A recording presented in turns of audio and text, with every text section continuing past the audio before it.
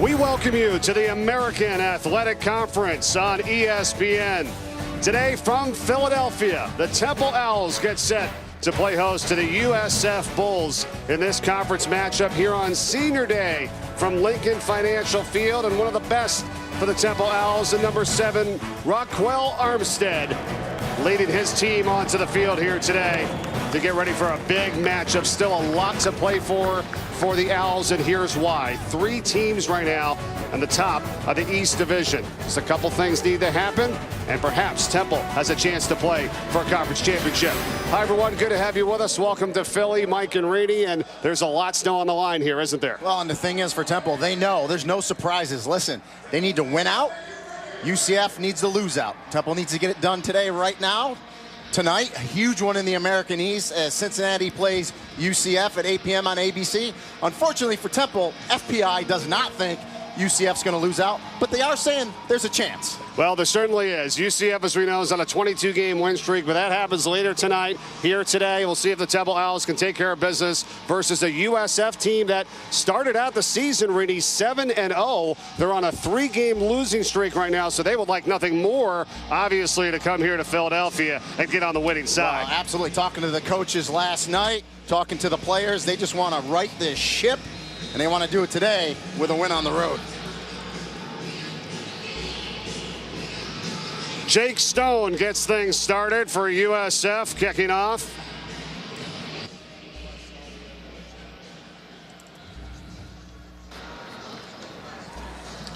And Temple's going to start from the 25-yard line here to begin today. Raquel Armstead. How about last week's performance for the Temple Owls? Spectacular. Over 200 yards and 6 touchdowns, Reedy. Yeah, on 30 carries. And now the amazing thing is, Mike, Raquel Armstead has been playing with a bad ankle all season long. It didn't show last week against Houston. I love his effort.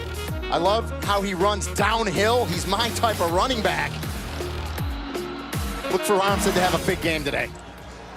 You and I talked to him yesterday. He's come a long way since his days here at Temple when he first got started.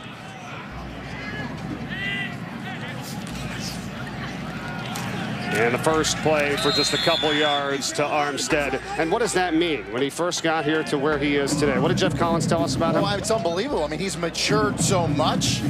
He's a leader of this team, and I love talking to him yesterday. And it's funny, he said, yeah, his ankle feels pretty good, but his hand's hurting him now. And that's the thing as a running back. You'll see those hands wrapped up, those helmets, the face mask going at the ball, gets hit on the hand a bunch. We've already got an early injury here on the first play of the game for USF, and it is Kevin Bronson, the senior defensive tackle, and that is not a good sign. And USF does not have a lot of depth up front. We talked to their defensive coordinator, Brian Jean-Marie, yesterday, and he told us that, so let's hope that Kevin Bronson's okay. All right, so Anthony Russo has come onto the field now for the Temple Owls, who is a guy that took over for starting quarterback Frank Newtile, who's a graduate student at the beginning of the year, and this sophomore has a ways to go now. And give Frank Newtile credit. He's really done, you know, a lot of guys when they lose that starting job, it can turn on you. Not Frank Newtile. He has been there for Russo, really helped him out, but boy, Anthony Russo, big kid, strong arm, 6-2 since he's taken over as the starter for Temple.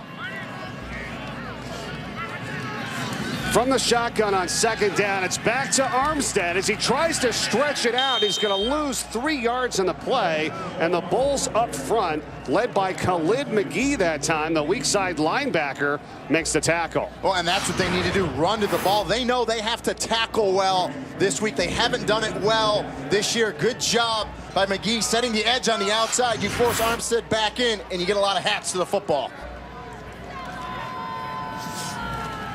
Third down and long, opening series, and the pass is dropped. Ventel Bryant was the intended target and wouldn't have got far had he caught it anyhow. And it's punt time for Temple, 3 and out on the first series of the game. Yeah, nice job by the USF defense.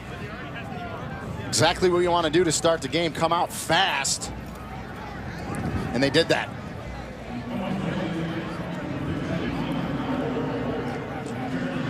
Tyree McCants awaits the kick from Connor Bowler for Temple. And movement up front.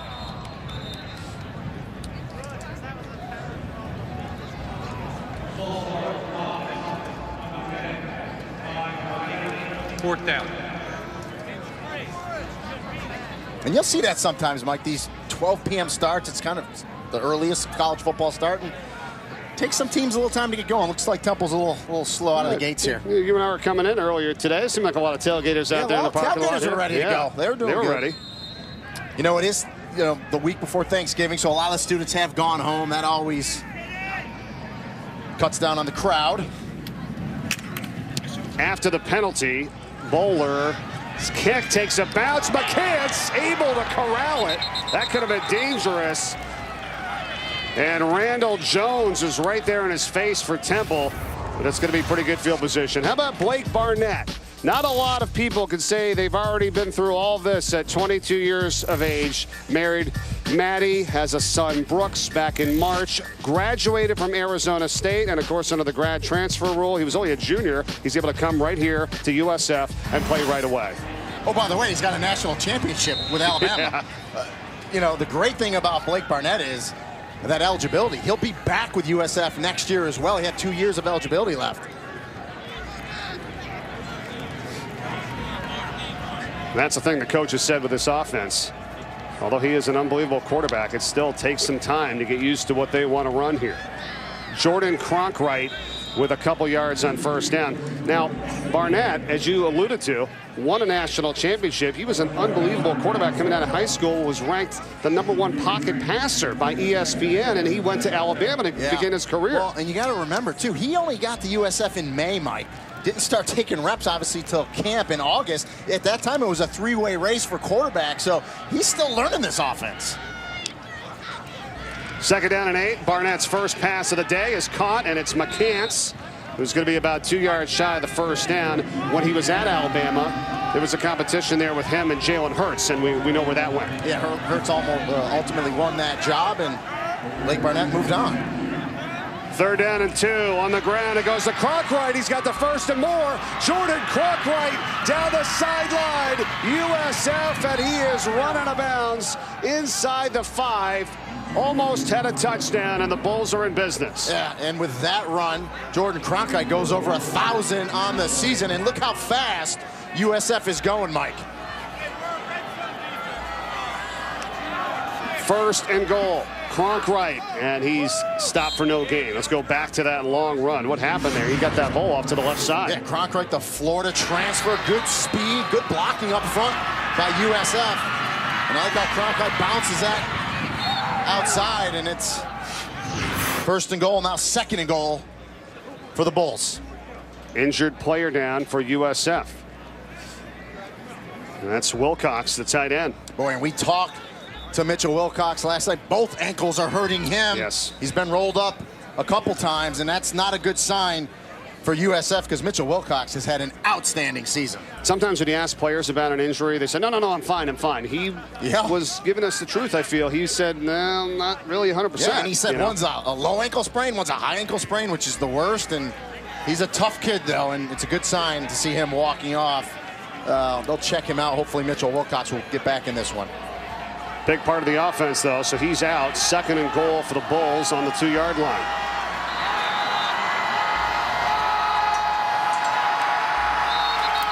Whistles again before the snap. False start, offense. Number 85. 5-yard penalty, 2nd down. Jerry Magalanis, our referee here today from Philadelphia. And that false start on Jacob Mathis, the tight end that's in for Mitchell Wilcox. So, I know offensive coordinator Sterling Gilbert and head coach Charlie Strong won't like that. Those unforced penalties, those false starts, especially when you're down by the goal line, you just can't do it.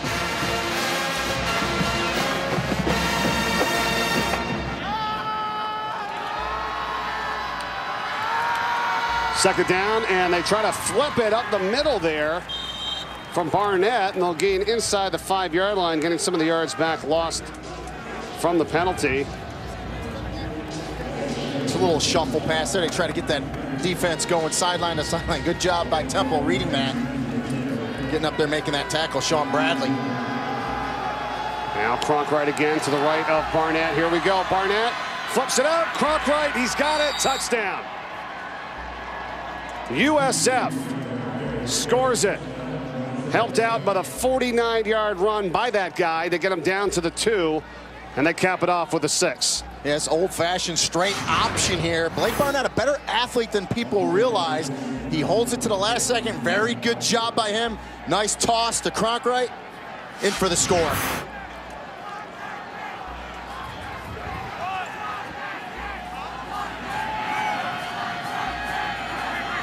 Eighth touchdown of the season. And the extra point, and Kobe Weiss is good. 7-0 USF here early from Philadelphia. And their opening drive goes for the touchdown. We'll be back.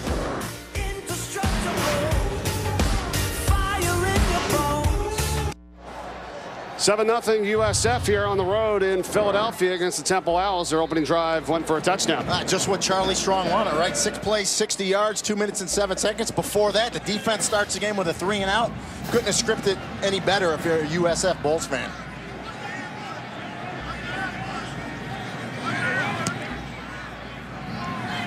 High kick, but it's going to land around the 7-yard line. And here come the Owls on the return. Look out, Isaiah Wright. Right across midfield into Bulls territory. Second in the nation is Wright with total kickoff return yards this season, and you see why. Well, and Isaiah Wright is the one player when you talk to the Temple coaches that say we need to get him in space, and that's why. He's a dynamic athlete, great speed, and he's a bigger guy too, 6'2", 220 pounds. Good in the return game. He needs to have a good game today, catching the ball as well. That was 47 on the return. He's up to almost 800 return yards this season, and the Owls are in business from the USF 46.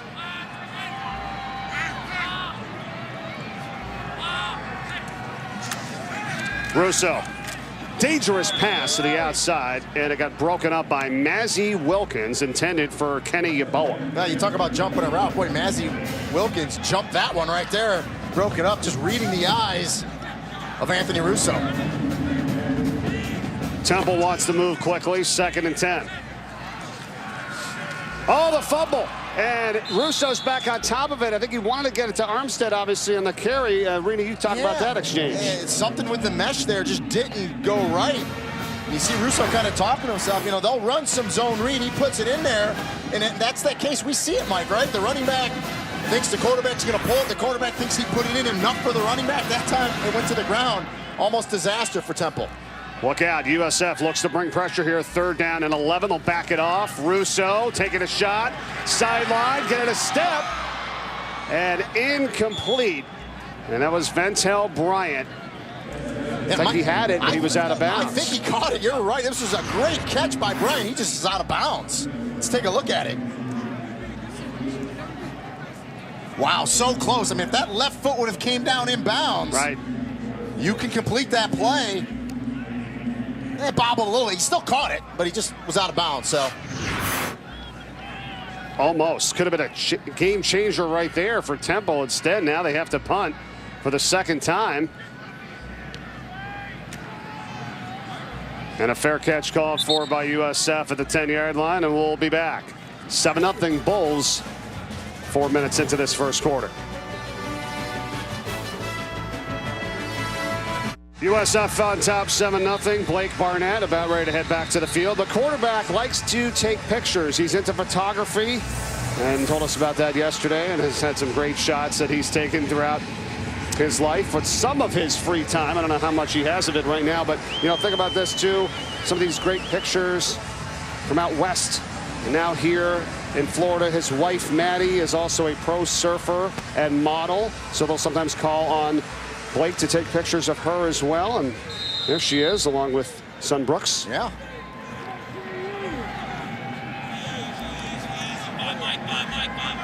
And she is watching her husband and company start from their own 10-yard line.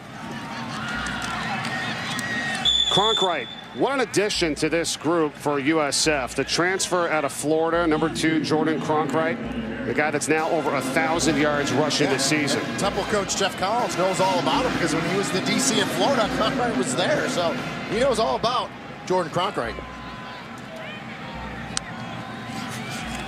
2nd down and 8. Barnett. Pass is caught by Ryshean Bronson. Tackled right on the spot, though, by Kevon Bruton, and it's going to be a 3rd down and short here for the Bulls. And Barnett shows you that pocket passer, the strong arm. He's at the far hash. That's that deep out. He can make it, and he did. And 3rd and manageable here for USF. Mitchell Wilcox is back in at the tight end position. He got banged up on the previous drive.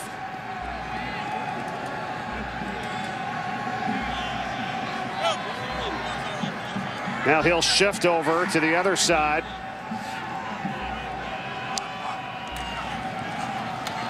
Cronkright, and he's taken down. No gain. And it'll be 4th down for USF, and Temple's defense up front. Stout on that last sequence. And stout's the word. They've been playing stout all year long. Michael Dogby, number 9 in there. You got Freddie Booth as well. Lloyd, the big man in there, clogging up. That's, you know, about 330, 340 pounds of human being in there. But yeah, they've been playing pretty well between that, you know, those 2 guards in the center all year long. Shows again right there. Trent Schneider will punt here for USF.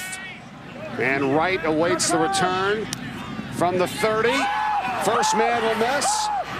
And then Wright's going to be held up. And we'll be right back. 7-0 USF here in Philadelphia. We'll see if the Owls can respond. 2 huge games today for you on ABC. First, the Big 12 at 3:30 Eastern, West Virginia and Oklahoma State. And then coming up at 8 o'clock tonight, how about it? 9-1 Cincinnati and 9-0 UCF, going for 23 in a row. Always, both games are live on the ESPN app. Can't wait to watch that one tonight. Yeah, it's the first time 2 Group of 5 teams have been featured in that ABC primetime game tonight. So two teams, 2 schools, very excited for that one tonight. Rockwell Armstead for Temple, tripped up. Not much. Brandon Boyce got in there. How about this matchup and how much this means not only to this conference but for the American Athletic Conference Championship? Oh, it's huge for the American. I think it's huge for all Group of 5 schools. And you look tonight, the best offense in the conference versus one of the best defenses in the conference. Something's going to give. I know the Bounce House tonight down in Orlando is going to be hopping. Russo guns it. Short catch is made. Isaiah Wright. And how about USF's defense so far here, Rainey? They're shutting down the run. They're keeping the receivers to minimal gains. Yeah, listen, talking to the players last night, talking to the coaches, talking to defensive coordinator Brian Jean-Marie there. You know, they've lost 3 in a row. They started 7-0, and then they're hungry to get back into that win column. So you knew they were going to come out and play tough today, and they're starting this game exactly how they wanted to. It's 3rd down and 7 for Temple.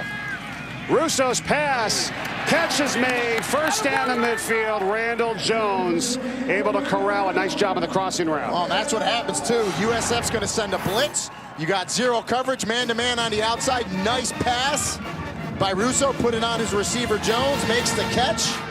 1st down. That's where it's got to be. You feel like they have to challenge him one-on-one and trying to win those matchups. They did it that time. Wright's in motion. They'll fake it to him. Russo dumps it off on the screen to Armstead. And Armstead breaks free and is tripped up right at the 1st down marker. Khalid McGee, but it is a 1st down for Temple. Yeah, and Armstead's at every down back, Mike. That's what I love about him. Give him the ball 30 times a game, but he'll catch it out of the backfield. Really good with the screen, setting up his linemen, and was impressed talking to that young man yesterday. No doubt about it. Coach Collins gave him high praise about the improvements that he's made, not only as on the field, but as an individual and in the classroom. Armstead, again, picks up 3. And to show you his toughness, he played some outside linebacker this year. They had some packages for him. They've only pulled him off that because he's been a little banged up with that ankle and now with those hands.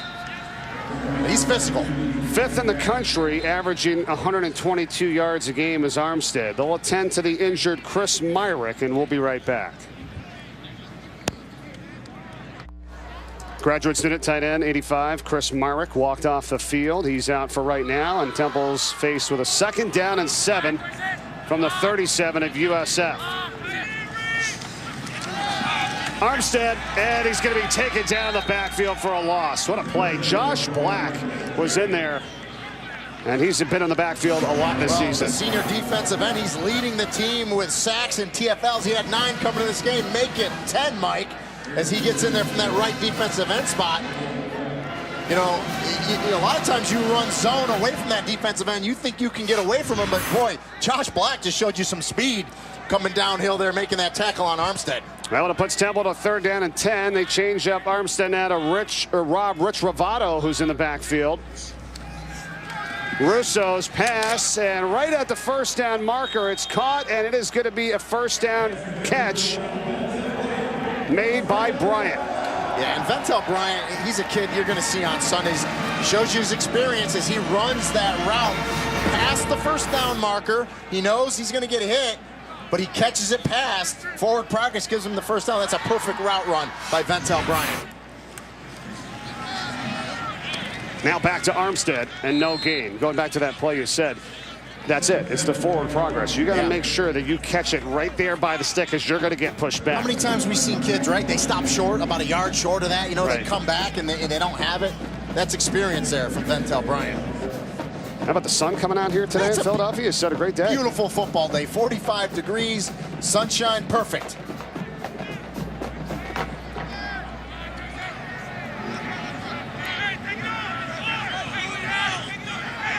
Second down and 10. Play fake, Russo guns it over the middle, and oh, what an amazing one-handed grab. It's Chris Myrick, the tight end. Save that one. Well, I guess Myrick's okay. What a catch. Gets that big right paw up there. Boy, and you know, the safety thought he was going to be able to intercept that ball, but Myrick pulls it in. Back to Armstead. And shut down after just a 1-yard gain. Wow, what a catch by Myrick. Yeah, great concentration. Looked like it might be an interception. Number 19 for USF thought he was going to have it.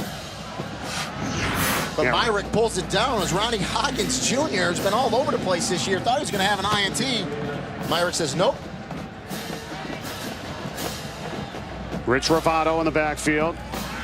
Russo fakes to him, floats it up in the end zone. It is deflected and knocked down by Mike Hampton. Nice play there as they looked for Brandon Mack. Yeah, good coverage. I tell you, both corners, Mozzie Wilkins, 23, and Mike Hampton, number 7, they're good corners. They're physical, and they're going to have to be today against the wide receiving core of Temple. That's the 12th pass breakup of the season for Mike Hampton, who leads that category for this USF defense. Only a sophomore, right from Tampa, Hillsborough. Easy recruit. Helped to prevent a touchdown, and now it's 3rd down and 9. Russo. And nobody home, really. Good coverage there. It was intended for Bryant, but he had no chance. Yeah. Good protection. Russo steps up, but you said it, Mike. Great coverage all the way around by USF. And that'll force the field goal attempt. Now, again, dare I say it, with Temple, they love to fake. So always keep an eye out for a fake. Russo, the starting quarterback, is the holder. Correct. It is Will Mobley. Going to be a 29-yard attempt. And it's off the upright.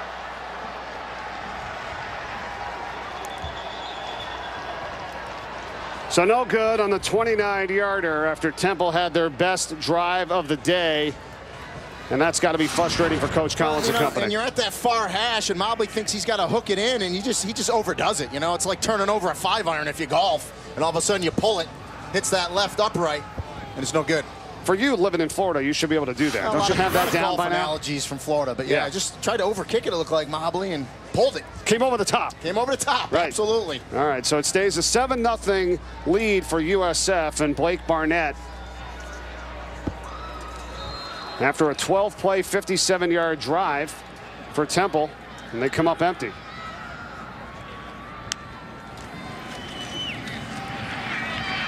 Now Johnny Ford for the first time today for the Bulls, looking for running room and picks up 2 yards. Ford's a very powerful and speedy back, even though he's only at 5'5" and under 170 pounds out of Miami. Well, he'll run between the tackles, but he's that scat back they like to get outside. He's a true freshman out of Miami, playing well this year for the Bulls. Barnett airs it out, looking for Bronson, and incomplete. Coverage is there step for step by Benny Walls for Temple. Well, that's the matchup you want, though. That safety and coverage. Get that receiver to the outside.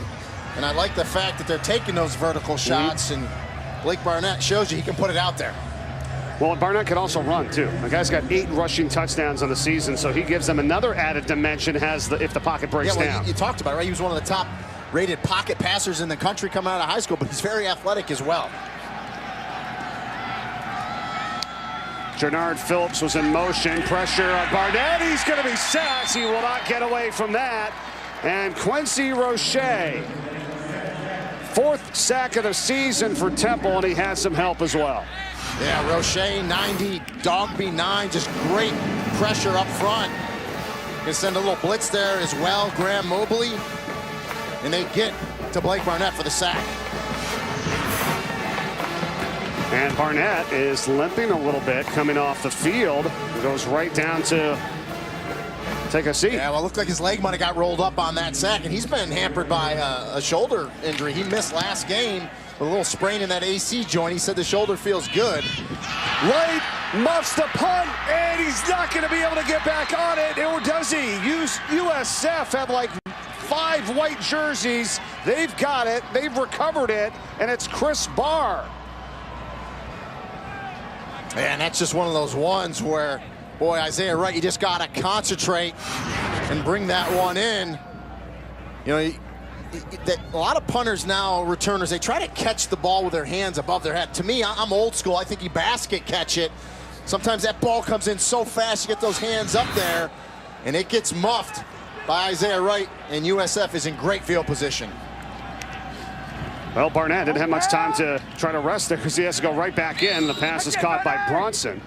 I thought for a moment, even after Wright muffed the punt, Anthony Cruz had a chance at it for Temple. As you know, you saw Wright being held, by the guys for USF. But it's Bulls football, and another injured player is down, and that's Bronson.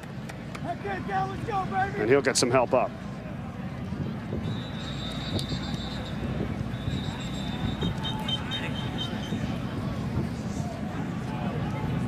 So after all that, it's 2nd down for USF from the Temple 32-yard line with a 7-0 lead. Yeah, and these are the mistakes that USF has to take advantage of, right? You get great field position after the muff punt. You got to put points on the board here. 21 turnovers on the season for Temple. See if this one hurts them and if USF can capitalize. Ford gets the call and is tackled down just inside the 30. Short pickup. Todd Jones on the play for the Owls. What about 4-down territory here potentially too? Yeah, I think so. This is definitely that tweener land. I think you will call this with 2 plays to go. Ford. And now we'll have a decision because he's going to be just shy of the 1st down. But I tell you what, the headline judge is giving him a good spot, Mike. That forward progress. But Johnny Ford shows you that little jump back. And I think you're right. You're going to be just short. But I think the decision was already made on 3rd down that they were going for it on 4th. Wilcox is in at tight end. They're going to double tight end set. Back to Jordan Cronkright in the backfield. 4th down. Cronkright, he's got it. 1st down. And all the way down to the 21-yard line. Talking to offensive coordinator Sterling Gilbert yesterday, he said, we have to run the football. When we asked him, how do you do it? What do you got to do? He goes, we need to win the line of scrimmage. Good job by USF. That time, Demetrius Harris, 64 to left guard, pulls out in front. They're winning the line of scrimmage early in the run game. They definitely are. 1st down and 10 for USF from the Temple 21-yard line. Under a minute to go in this 1st quarter. Cronkright for a couple inside the 20. Slow start here for the Owls. Their first 2 drives had -2 yards. They go all the way down the field. They miss a field goal. In danger of going down 2 scores here early. Senior day, a lot going on, an early start. But boy, we talked about it in the open. They're still in this thing in the American Conference, but they're off to a sluggish start. Under 30 seconds to go, 1st quarter.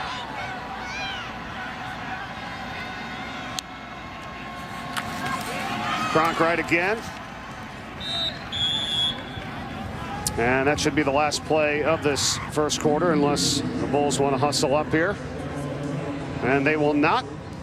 So 15 minutes of the books, and USF, who was on a 3-game losing streak, trying to snap that here today against the team that is still keeping their hopes up for a chance to be in the title game of this conference. Second quarter when we come back.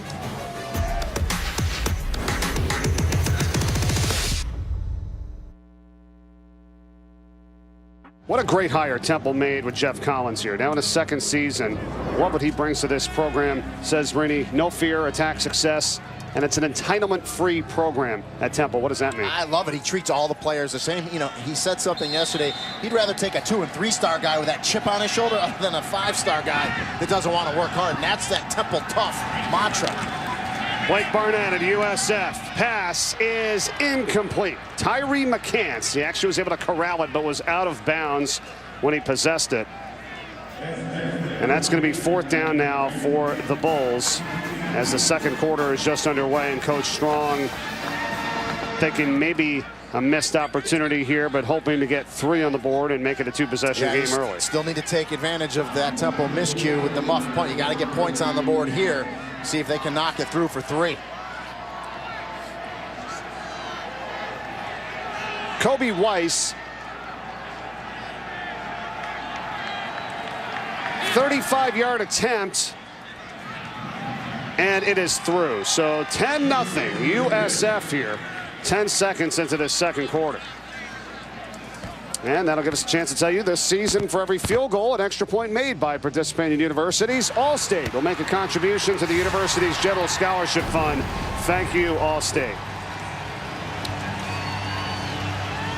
Lincoln Financial Field here today on this Saturday in mid-November as we get down to crunch time. This game huge for the Temple Owls, trying to keep their hopes alive to get to the American Athletic Conference title game. They got to win today. They got to win next week at UConn, and they got to hope for some help with UCF tonight at home against Cincinnati, and then a USF team next week. They got to lose both of those games. Sometimes the problem is when you know what needs to be done and it plays out not just this week but next week, you maybe lose focus on what you need to do right here today, right? And that's the #1 thing for Temple.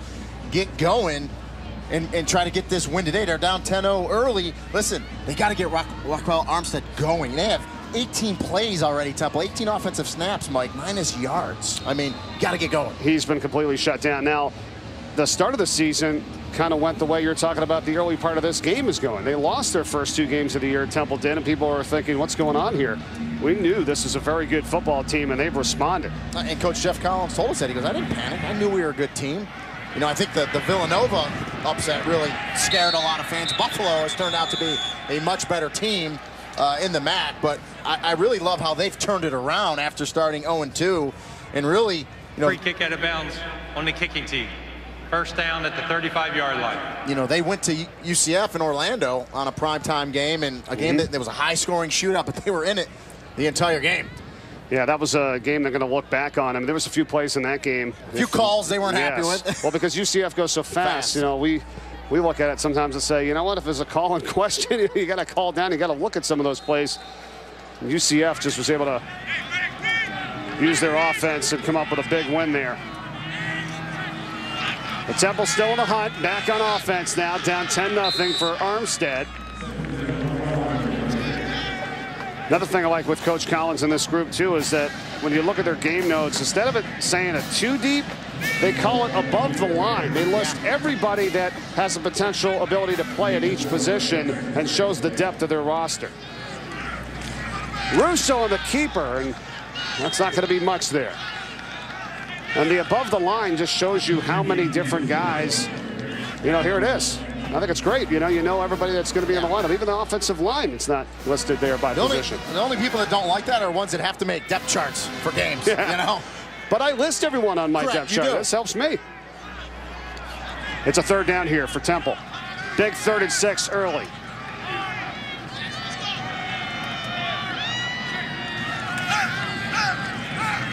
Russo's pass dropped, incomplete. And I say big play here early because that's going to be now the 3rd 3-and-out here by this Temple offense. The time they did move down the field, they missed a field goal, and they're struggling here offensively. The thing I'm most impressed with early on in this game, no doubt, that USF defense. Brian Jean-Marie's got them playing aggressive, and they said they needed to come out, and they're flying around with the football. One thing that this USF team always has is they have athletes. They're a little undersized this year, but they can run to the football, so they have to take advantage of their attributes. They're doing it well early.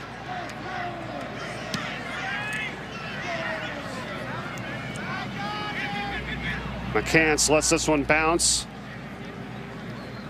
And the Owls will take the roll down just inside the 20, and we'll be right back. Less than a minute and a half into the second quarter. USF on top. Well, our next rankings come out on Tuesday. Here's a look right now at what's going on with the top 10. Two things from this. Whoever scored the touchdown for the Citadel, keep that football. And, you know, Maryland up 17-3 early. Ohio State really hasn't, you know, been themselves since getting thumped at Purdue. So we'll have to watch that one. Some early shocking scores there, if you will. It's early second quarter, and Alabama still tied 7-7 with the Citadel. You don't see that often. Back on offense, USF, and taken down there.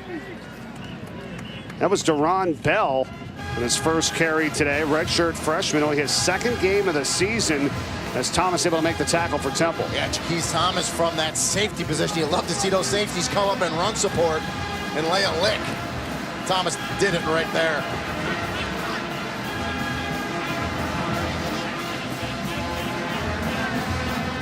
Bell stays in to the left of Barnett on a 2nd down and 10. They'll flare him out. He makes the catch. And it's taken down after just a 1-yard gain. Finished off that time by Zach Mesday. And now we'll see if Temple brings a little heat here and some pressure on a 3rd down and 9 for USF. Now, this is a situation where you want to keep an offense. 3rd and long, and it's kind of your choice as a DC what you want to do. They're playing back. Nobody's open. Barnett rolling, running out of room, and has to throw it away. That's a great job of the Temple defense there, and a 3 and out for USF. So Andrew Thacker, the defensive coordinator, decides, hey, we're not going to blitz him. We're just going to rush for it. Great coverage on the back end. Barnett rolls out, wisely throws it away, and a good 3 and out. But it's Temple defense. Thacker right there with Coach Collins walking by him to his right said, I love having Coach Collins in the meetings because Geoff's a defensive guy. He's a defensive coach, you know, and he said, I welcome that help. But Geoff Collins told us when he promoted Andrew Thacker to defensive coordinator, it's allowed him to be more involved in special teams, which is really why there's been so many fakes this year. Yes. Because the head coach is running it. We'll take another break and be back here early second quarter from Philadelphia. Stay tuned.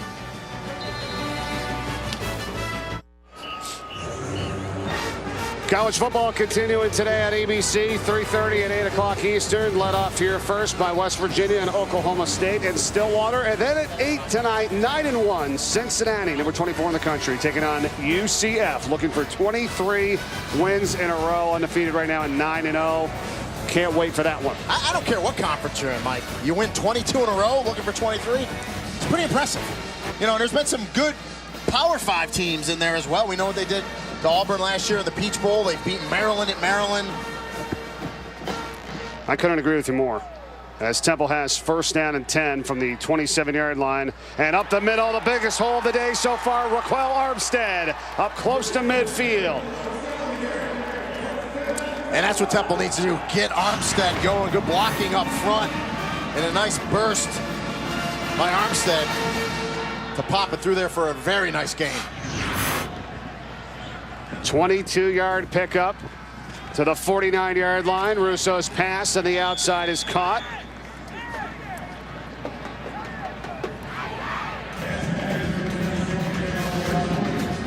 Good job in the pickup there, Trayvon Williams. And the 2nd down and 3 upcoming from the 44-yard line.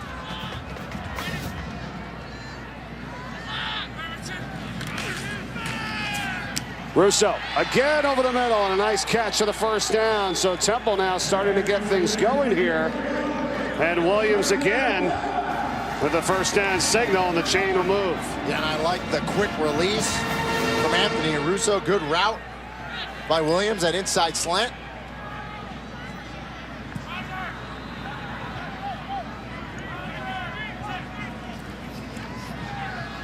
Russo again. And a short pickup over the middle this time by Myrick, who had made that amazing one-handed catch earlier on a drive that they came up empty with, where they had a missed field goal from 29 yards out. How about those previous two passes, Rainey, going to Williams, who came into this game as a junior just with one catch on the season. There's two already on this drive. Trying to spread it around here. Now Armstead is shut down. This is going to be a big third down all the way. Important here. And why? Because this game, Temple needs to win their final two games of the regular season, and they need UCF to lose out to have a chance to get to the title game. Yeah, FBI doesn't think UCF's going to lose out, but they're saying there's a chance for Temple. So but they got to get it done here first. Still looking for points here. 3rd and 7.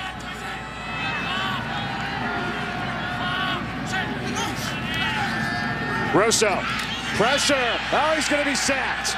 Kirk Livingstone for USF on his 4th sack of the season.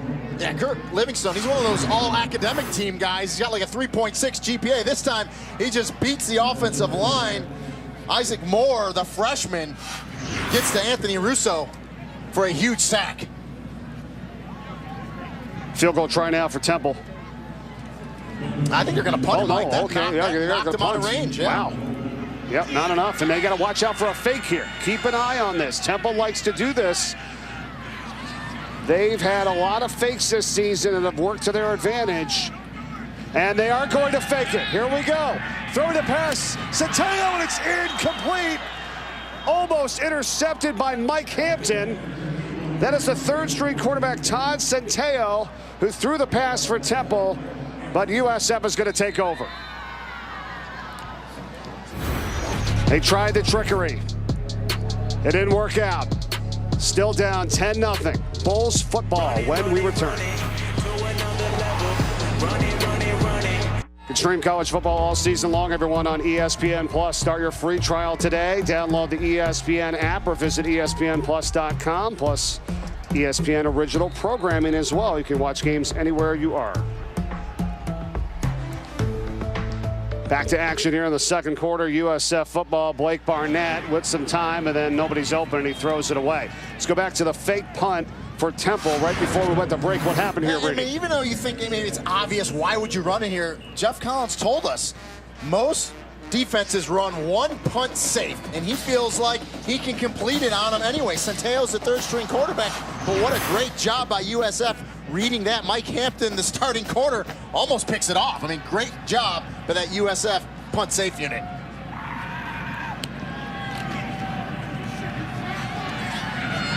Bulls here now. Cronkright, not much. The problem with USF defensively this year has been giving up the big plays, and maybe in sequences like that, where they were able to shut down the fake. They've only given up one long run by Armstead for Temple on offense, so that's why their defense is playing so well today. Yeah, they're not missing assignments, and they're tackling well. Two things that have kind of been a bugaboo for them this season, especially in this last 3 that they've lost. It's 3rd down and 9, though, from the 32. Cronkright in the backfield, 4 wide receivers set. That's going to be a delay, Mike. He didn't get it off. Right. Delay a game, offense. 5-yard penalty, 3rd down. Now, what do you think defensively here, though, if you're Temple? Right now it's 3rd down and 14. You coming after him? You playing back, hoping your front guys get there? What do you do here? Last time in this situation, they didn't go after him, and I think that's what Andrew Thacker will do again. You know, when you got guys like Michael Dogby, number 9, Archibald, 95, can get pressure up that middle. So let's see what they decide to do here on 3rd and 14.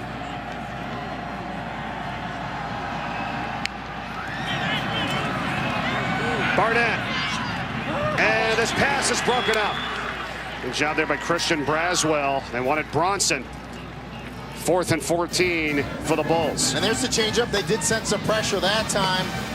Blake Barnett saw it, got rid of the ball, but a good job breaking it up. And even if they completed it, I think he was going to be short for that 1st down. So good job by the Temple defense.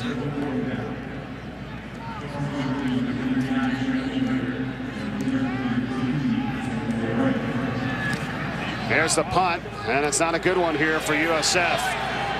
It's going to take a little bit of a bounce into Temple territory down at the 43-yard line. And we talk about why this game is so important, and Temple's still in the mix because they were able to knock off Cincinnati earlier this year, give them their first loss of the season. Big win here for the Owls in this game. Huge win for the Owls. I mean, you talked about it. It's the only loss Cincinnati has had. Russo with that 25-yarder to Isaiah Wright there, and then that defense trying to get after Cincinnati, and they finally do it as Sean Bradley intercepts it to preserve that win. And here's how it looks. So UCF, the only remaining undefeated team at 6-0, and then there's Temple, Cincinnati, both at 5-1, and Cincinnati is at UCF here tonight. Yeah, I mean, unbelievable. The top end of the American Conference on both sides. You saw the West over there as well. Memphis beat SMU, so they're going to play Houston. The winner of that is going to represent the American Conference West side. So, boy, the top teams of this conference playing some good football. And that's the thing. You have to believe you're never out of it. We did the Memphis game that you did last week. They were 1-3 to start the season in conference play. And now the Owls here getting to the midfield line. Not much happening, though, in the ground game. Like we said, there's just been that one big run by Armstead. He's been really held in check today by this Bulls defense. And that Bulls defensive front really is undersized. I thought the Temple offensive line would do a much better job moving them, winning up front, giving Armstead some room, but really, besides 1 or 2 runs, just hasn't happened. Third down, 3rd and 3. Russo. Flag is thrown as they try to get it out to Armstead. The ball was deflected by Kirk Livingstone. We'll await the call here. Yeah, I think it's going to be an illegal shift on Temple. USF should decline this. Good job by Livingstone. Get that big hand up, knocking that ball away. Illegal motion, offense, number 84. Penalty is declined. 4th down. All right, so you've got to be ready here as an official, too. You throw your flag and, you know, look out. Yeah, it's Jim Casey, the head linesman. Throws the flag and then gets back in the game. He's back in it. Still saying incomplete. But he hit him at 10-2, yeah, so it's not targeting. Yeah, it's okay. You're right there. It wasn't illegal. He wasn't going back towards the... So. Yeah. Not an illegal block, I should say. Yeah. 4th down. So Temple had just faked it on the last punt. This one they will kick. And now USF's going to start inside of their own 20-yard line. But they still have a 10-0 lead here today with 6:48 to play in the first half. We'll be back. Tomorrow, get ready for Sunday NFL Countdown. Begins at 10 a.m. Eastern. Drew Brees, Dak Prescott, Big Ben, rest of the NFL's quarterbacks explain where some of the game's most creative audibles come from. You know, all those words and phrases you hear. Patrick Mahomes and Jared Goff sit down and talk Monday night's matchup between the 9-1 Chiefs and the 9-1 Rams. All tomorrow on Sunday NFL Countdown. Omaha, right? Was one of the famous. Now we got Halle Berry. A lot of stuff going on there. Obama, making up lots of great words and phrases. Try to confuse defenses, right? Kind of listen in so we can hear here.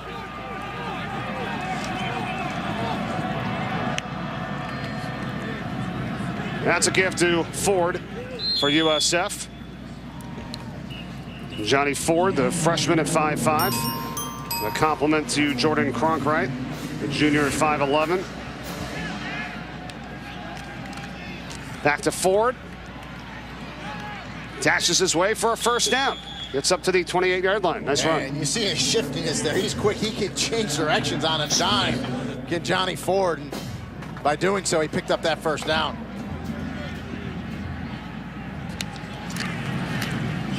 And here's Ford bumping it to the outside, and it's going to be struck out.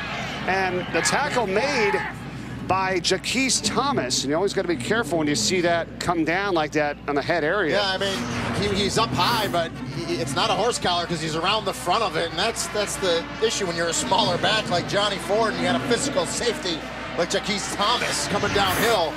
Thomas is usually going to win that battle.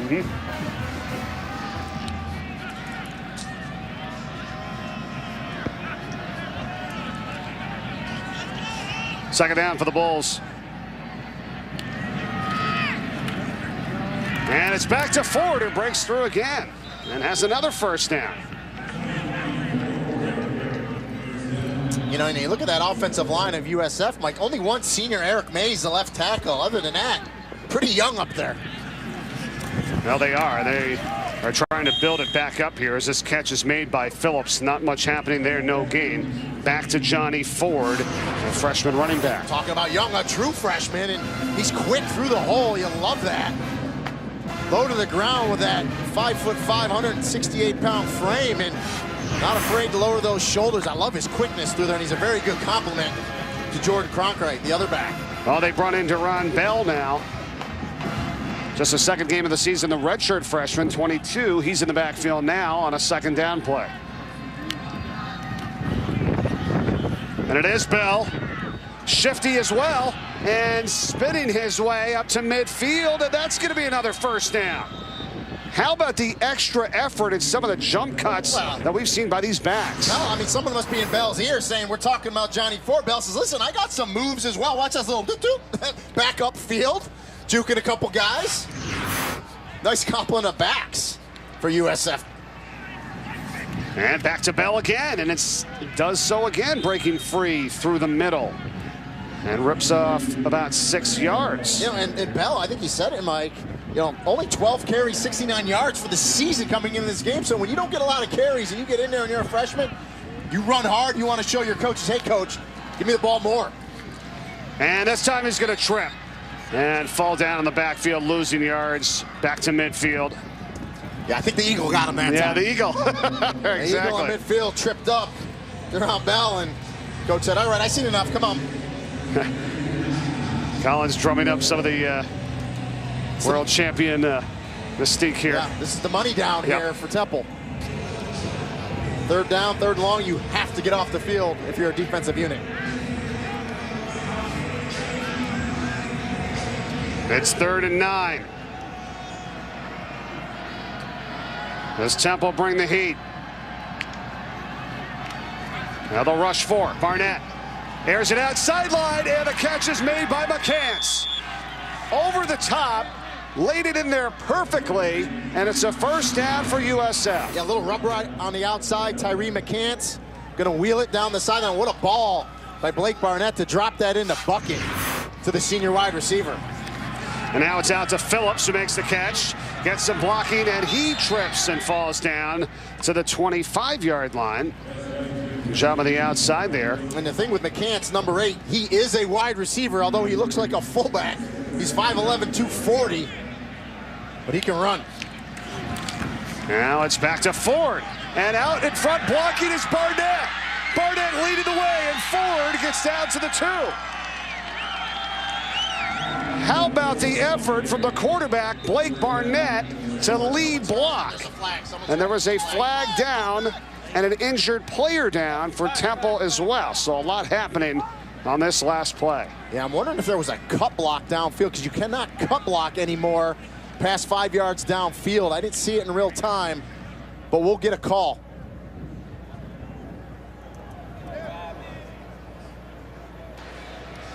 Yeah, remember that change of call, Mike. You cannot cut block any longer, even in front of the guy downfield, more than 5 yards downfield. That is a penalty, and there's a lot going on there at the end of that run, and the officials will sort it out here. Let's hope Delvon Randall's okay. Here's the call coming up from Jerry Magalanis. Personal foul, illegal low block, defense, number 2. Half the distance to the goal from the end of the play, first down.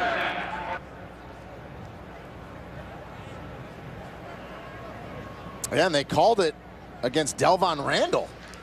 Well, let's take a look at this. Yeah, he goes low, and that's, listen, that goes for defensive players as well. You cannot go low either. He goes low on Barnett, and that's a 15-yard penalty on him. And you see how dangerous that is, and usually you see the low cut blocks on offense. Right. But you can have him on defense. That's a great call and a great catch by this officiating crew. Went into the left knee there of Blake Barnett. You're absolutely right, Rennie, and it's kind of a double whammy because Randall was the one that got hurt, and he was called for the penalty. Yeah. Don't usually see it, but that is the rule, and a good catch by this officiating crew. Wow, USF has a chance here to go up 17-0. If they can convert, it's 1st and goal. They're just outside the goal line. Cronkite's in the backfield, and a timeout is taken. Timeout, Temple. Their first timeout of the half. 30-second timeout. All right, let's go back to that last play. What are you seeing here on this development? First off, I love the vision by Johnny Ford to bounce that to the outside, and then Blake Barnett, the quarterback's going to get out in front as well. They fake bubble screen. The wide receiver, Jannard Phillips, is out in front as well. Great blocking, and then you see Delvon Randall, number 2 for Temple, comes up, is going to take Blake Barnett out low. That's where the penalty was, but starts with Johnny Ford. Love that he switched that ball to the outside hand. Great job, and just like that, USF on the doorstep, 1st and goal. And you got to like Ford, as you said, with his vision and presence. Like, you were a former running back, you know if that's the play design, let your guy get out in front, help you out. And, you know, kudos to Blake Barnett getting out in front. Certainly. Blocking for Ford. All right, here we go. 1st down and goal for USF. It is Ford, and he is it. Touchdown, Bulls. Or check it, Cronkright, excuse me, on the score. Jordan Cronkright has it for USF, and they are on top here big time early with just 2:27 to go. And Cronkright's a little bit more of that downhill power back, gets behind those pads, that 207-pound frame. Look at him just keep those legs churning. I love that out of a running back. Get across that goal line, Jordan, and he does it right there. And boy, USF Bulls look good in this one. That's a 2nd touchdown for Cronkright here today. He led off the day. Just over 3 minutes in with a touchdown. Does it here again as they got down to the 1-yard line. Extra point by Kobe Weiss, and it's 17-0 USF. Thanks to Cronkright. The transfer out of Florida, a huge addition to this team, and that caps off an 83-yard drive with 12 plays for the touchdown. Yeah, and he's over 1,000 yards on the season, which of course is that benchmark for all good running backs. And the wife and kids love that as well. Yeah, Dad took a hit on that play, lead blocking, got right back up. That's Blake Barnett's wife, Maddie, and son Brooks, as they have come here with tons of family members for Barnett, the starting quarterback, cheering on the Bulls and excited about that touchdown run by Cronkright. Talked to Blake last night, and I think in his future, I think he's going to have a lot of kids. I just got a feeling, you know? And yeah. So that one's still young, so we'll give it some time. Sure. I think Maddie, you know, I think his wife's the boss there, and anyone that's married can relate to that. That's right.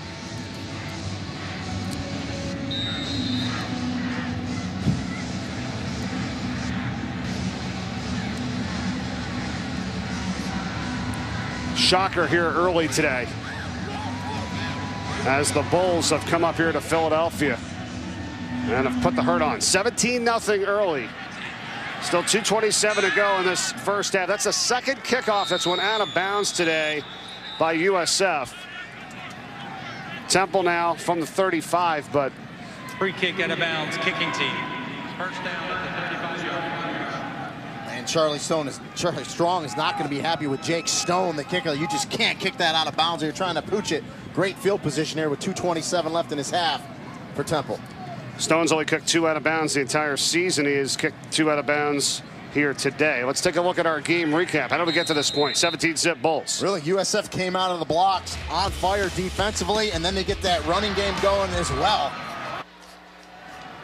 Playing well in this first half. Russo over the middle, into traffic, catch is made. Brandon Mack, and he gets into Bulls territory at the 44-yard line. A big play, they needed that. Well, and it's good to see Brandon Mack in the mix. Big wide receiver, 6'5", 215, and I like the tempo now Temple is going with. Speed this thing up.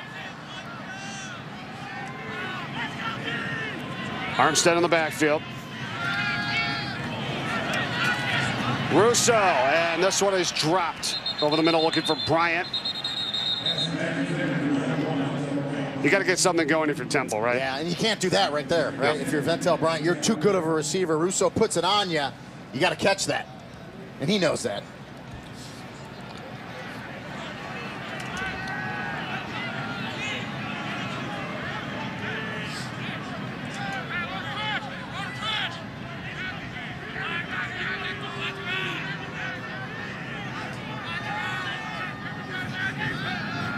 Pressure. Russo airs it out. And this one is incomplete as well. Same deal there for Bryant, trying to find him, but backpedaling, unable to haul it in. Good defense. And Mike Hampton, the sophomore, right from Tampa, Florida. We've called his name out a bunch today. At the end, you know, he's going to not interfere, look back late. But again, you don't have to look back. There's no such thing as face guarding as long as you don't contact the receiver. Mike Hampton does a nice job not to do that there, and it's a good defensive breakup. Now it's 3rd down and 10 for Temple. And try to get some points before the end of the half. Their confidence up offensively. Russo, not going to happen here as he's taken down. He'll gain a yard. That's going to be 4th and 9. Kevin Kegler was in there for USF. What do you do here? Yeah, and this is that tweener land once again. And you just, if you're Temple, you have no momentum. Now you're 4th and 9. Usually this is a place where Geoff Collins goes for it. He's talking about here, you know, I think he's going to punt this thing away and just try to get to the house and regroup. He already used the fake punt here today. Exactly. And I was wondering about that one. I thought the area where they used that fake punt, he could have actually went for it. And this more of a potential area for a fake. It almost looked, you know, to the defense like, are we really going to punt here? You know, what he did it before? It's tough to anticipate what's going to happen, you know, in the game later on. So delay game offense, 5-yard penalty, 4th down. And forgive me, I'm not going to question, you know, what he's done all this week in his career here. It's been outstanding. But the fact of the matter is, you know, he was looking for a certain look. Sure. And he says, when I get that look, I'm going for it. So they're the bosses. He told us the hash makes a big deal on the calls. He wants to be in the right hash. And so, but here, there's no doubt they're going to punt this thing away. They just want to get to the house and regroup.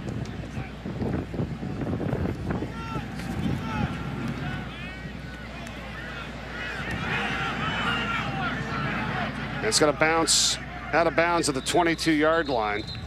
Does Alabama have to regroup here at the half? They're tied with the Citadel right now, 10-10 in that ball game. Can you believe that? Crazy, just kind of sleepwalking through that one. I think they'll end up being okay, but Hey, listen, it'll give Nick Saban something to yell at him about, right? Getting ready for Auburn. Regardless who's in the ball game, right? Yeah. If you're tied right now in a game that you need to just win convincingly, move on to next week. I know this is that second to last week of the regular season where a lot of these top teams play. Well, the SEC for sure. They all play someone that there's a very out of the league point spread. Right. Cronkite for USF, and they could really just kind of try to run this clock out and get to the half and I think be happy 17-7. You're on the money, Mike. I think they will. Charlie Strong's got to be ecstatic with this first half, and if you're Geoff Collins, you want to get to the house and just regroup, but excellent first half for the USF Bulls, especially defensively.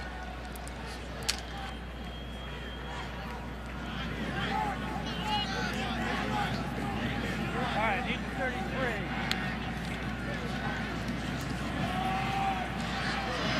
Cronkite again.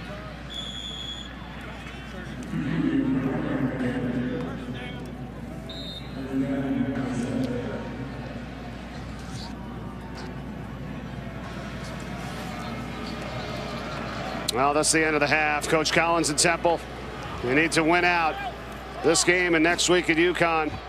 So far, not a great start here. 30 minutes in the books, down 17-0. We'll take a timeout. Bulls in command here. Halftime from Philadelphia. Stay tuned after the break for the halftime report. Chris Cotter, Jim Moore, Emmanuel Acho after this.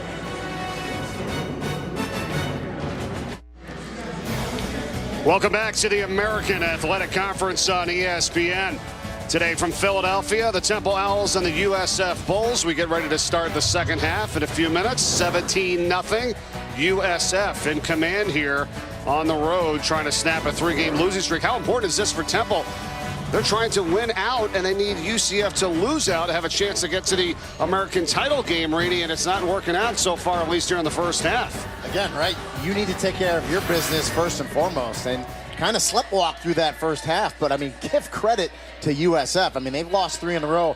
They came out guns a-blazing, especially on defense, and they look good thus far. Well, let's take a look at some of the first half highlights and how we got to this point. You talked about the defense, USF. They have been outstanding, but then on the offensive side, they're making plays. Yeah, long run here. Cronkite gets them going.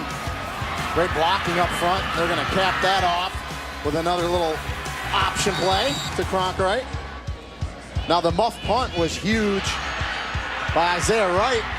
Leads to 3 points for USF. And again, another long run, this time by the other back, Johnny Ford, a little scat back. And they're going to finish that off with another rushing touchdown by Jordan Cronkite. The power.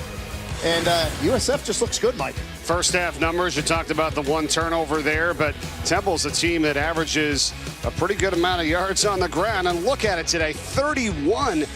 You don't expect that, especially with a guy like Armstead, who's been amazing this year. To me, this story has been the defensive front of USF. That defensive line is undersized. And boy, they've really played well today. All right, so once again, if Temple can win here today and then win at UConn next week, they need UCF to lose out. UCF is playing Cincinnati tonight, a game we got for you on ABC at 8 o'clock. And then UCF is playing this USF team that you're seeing right now on top 17-0. So the Bulls have a lot to play for here themselves. You and I were talking during the halftime. I mean, they want to win that war on I-4 the final week of the regular season. If the Bulls can win out, right? Spoil UCF's win streak if they win tonight. That would be great as a big rivalry. And by the way, you win your bowl game, all of a sudden you got a 10-win season. That's pretty good. So the Bulls said, don't forget about us. And that's pretty good with a team that has a lot of returning players that you mentioned. It's a young group team. with USF. And I think they only lose 2 on offense. Yeah. I mean, we'll see. Curious to see how Temple comes out here in this second half. And you know Geoff Collins got after them, and let's see if they play with a little sense of urgency here.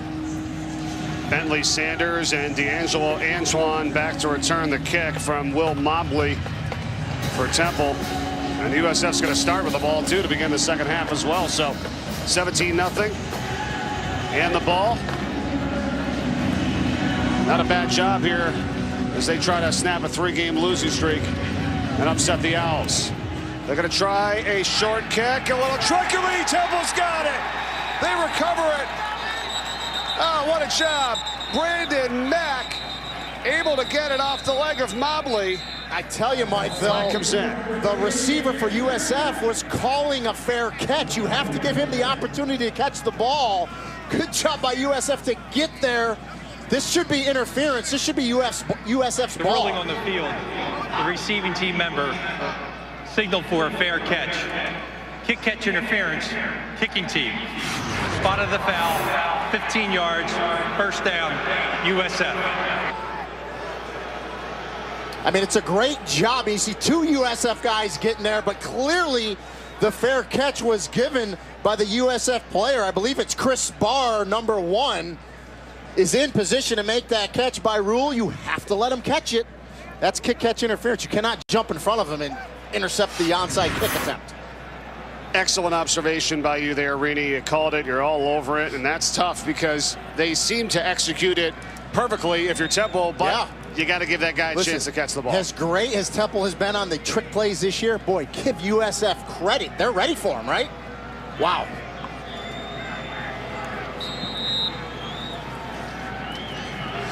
So Blake Barnett and USF now have the ball at the Temple 40-yard line to begin this second half with already a 17-0 advantage, and the Temple defense up front trying to shut down Cronkite, which is a difficult task, but makes a nice play there, and that was Michael Dogby. And Blake Barnett has not pulled the ball yet in zone read at all. I got a feeling this second half we might see it 1 or 2 times, or he pulls it out of the belly for a gain.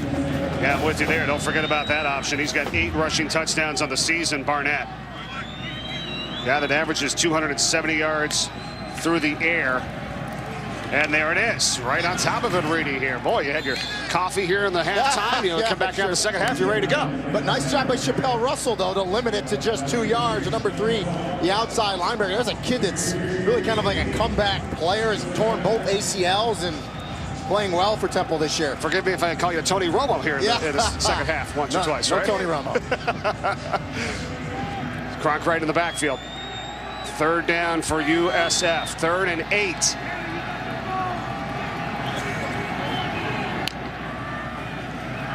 Barnett, same deal, but he stumbles, and he's going to be close. Let's see on the spot, just a little bit shy of the first down marker, which is at the 30. And would think that they would go for this here. You're right on the edge of Kobe Weiss's range, and they're going to go, and they're going to go quick.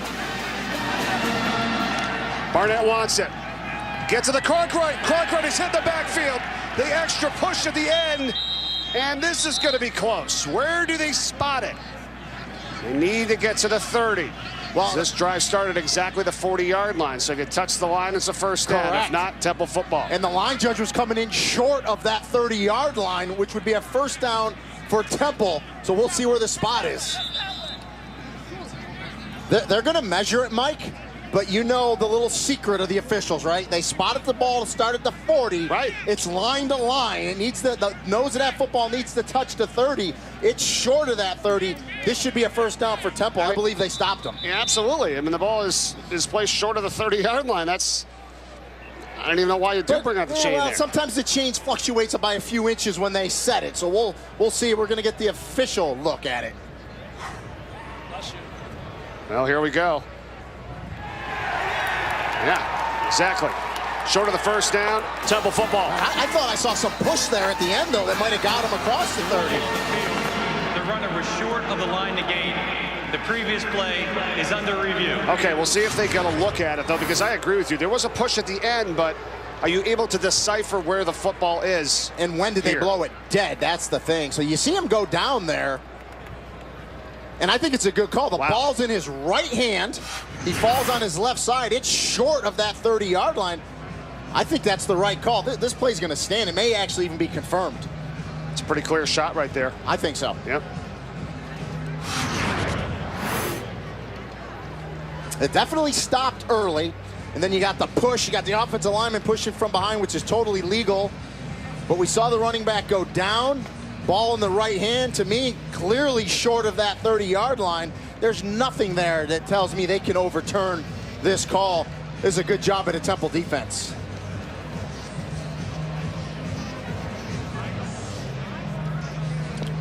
Ball definitely looks short. I mean, I thought you were right with saying that the call could be confirmed, because we see him clearly down on the previous angle with that ball short of the 30-yard line, and that's exactly where they placed it. So, yeah, I think we'll get a quick decision here. After review, the ruling on the field stands as called. First down, Temple. Okay, so the Owls take over, survive a scare, and try to semi-onside kick, if you will. But I want to ask you back to that kick catch interference. Yes, was there anything they could have done to try to get that ball if the guy calls for a fair catch? No, once he calls for the fair catch, you must allow him the opportunity to catch the ball. Rockwell Armstead in the backfield for the Owls here. 1st and 10, and we've got movement.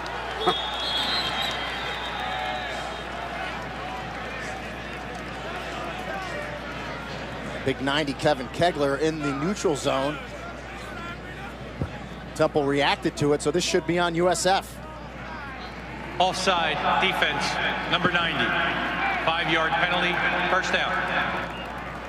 And I'm surprised we don't see more of that with the defenders in the neutral zone. All the offensive lineman has to do is react to it. Right. And it's on the defense. Well, I saw Jovan Fair, 70 there in the offensive line, kind of swing his hand at him to say, like, yeah. And you're right, they kind of did react. So the 5-yard penalty makes it 1st and 5. And it's a delayed give to Armstead. And this is what we've seen today. He's taken down, no gain. Ronnie Hoggins. And what a great story Hoggins is, the senior cornerback, number 19 for USF. Yeah, I mean, he's played 6 different positions on defense. Mike, he's only 5'8", 177 pounds. He's one of the leaders in tackles. And he comes up and makes the hit there. Might have got the worst of that, but he still makes the tackle. Russo on the keeper, and it's a first down for Temple. And Anthony Russo takes matters into his own hands. And I think you'll see the tempo for Temple, say that 10 times fast, we'll get a little quicker here. Because I think they're more efficient when they go a little faster.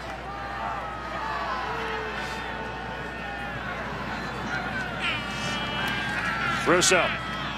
And the pass incomplete. There's a lot of contact there, but nobody had a real chance at it. I agree with you on the tempo. I think sometimes when you're sluggish, you're taking a little bit too much time. You're getting no rhythm going. I mean, you're not going to go UCF speed, but you got to get going here. You need that big play to jumpstart. You know, you see Anthony Russo's numbers not great at all. Off target, only 9 and 19, but they need that play to get that spark going here.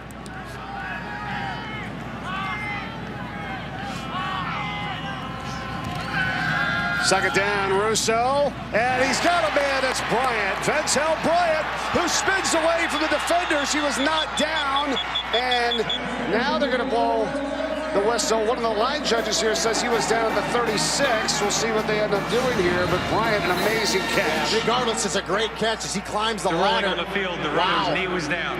First down. Yeah, and his right knee was clearly down. It's a good job by the line judge, but look at Ventel Bryant climb that ladder. That ball was behind him. He makes the catch. Give him an A for effort to try to stay up. But to me, that right knee, when he swung around, touched the ground, it'll be dead right there, but what a great catch. Yeah, clearly down, Mike. Yep, good job there, guys. First and 10, though, from the 36. Keeper Russo, and he loses the football when they say he's down. Flags are down. The play's not blown dead. Recovering the ball is Brandon Boyce, and he's going to take it in for a touchdown. Kelvin Pickney, 96, runs it back. Let's see if it stands. That's Pickney, the defensive tackle, the big guy rumbling. The play was not blown dead, but we've got multiple flags down on the field. I didn't see it in real time. I don't know if we had a horse collar. Before the fumble, personal foul, face mask, defense, 15-yard penalty, automatic first down. Wow. That's the horse collar's bigger brother, the face mask in front, you know? Yeah, you saw Russo go down. Yeah, good call. Clearly a face mask. Yeah, you see the turn there as well. 56, Jawan Brown. I don't know whether his knee was also down as well, Yeah. you know, before Well, the ball came out, but the face mask will take care of all that. Face mask will supersede it all. Yep. So Brian Jean-Marie, that's a defensive coordinator right there for USF. Used to wear like a highlighter outfit, but now he just wears the hat. He said his defensive signals, all the offensive teams were watching him as well. So he's trying to get out of the way. Armstead on the carry. Yeah, you don't want to draw too much attention to yourself, right? What about Armstead today? I mean, you had mentioned earlier you thought the offensive line would have got a little bit more push for Temple here. I think that's what they need to do in this second half. Listen, establish the run, but you got to win up front. And when you got a back like Armstead running as hard as he does downhill, got to get him going. Out to Armstead in space. Raquel Armstead. That's a first down. Setting up first and goal for Temple inside the 5-yard line. And I love that out of Armstead to catch the ball out of the backfield. Good job by Russo. Put it on him right away. Let him square those shoulders and run. It's getting a little chippy out there, but it's the time of the year where it's going to get chippy. It's football. First and goal. Armstead gets hit. Gets down to the 2, and he's corralled there. Back to the 14-yard run earlier after the catch by Armstead. Yeah, I like how Russo puts it on him, lets him square their shoulders. Good blocking by the receivers downfield, and first and goal for Temple. All right, so keep an eye on the big guy, the fridge. Freddie Booth Lloyd is in, 99. Oh, by the way, he has 3 touchdowns this year, so they will give it to him. On 3 carries from the yard out. Let's see if he's got it, or is going to lead block here for Rich Ravato. It's Rich Ravato, and he stopped at the 1. Third down and goal upcoming for the Owls on the 1-yard line. This is their heavy crew. Dave Patno, the offensive coordinator, told us, you know, you got Freddie Booth Lloyd, 330 pounds. You got Rich Ravato, 240 as well. Look at this setup. Third and goal. They flood the left side. Russo dumps it off, and the catch is made, but shy of the touchdown. Mike, that was Mozzie Wilkins. What a tackle to come up and keep him short of the goal line. And it was Dan Archibong that made the catch, who's another defensive tackle that they have on these offensive sets. And you called it, Reedy, saving the touchdown, the Bulls there. And not to be Captain Obvious, but fourth and goal, huge play in this ball game. Temple has pulled out all the stops, but it hasn't worked. They're at the 1-yard line, 4th and goal. Armstead's back in. Armstead gets the call and gets the touchdown.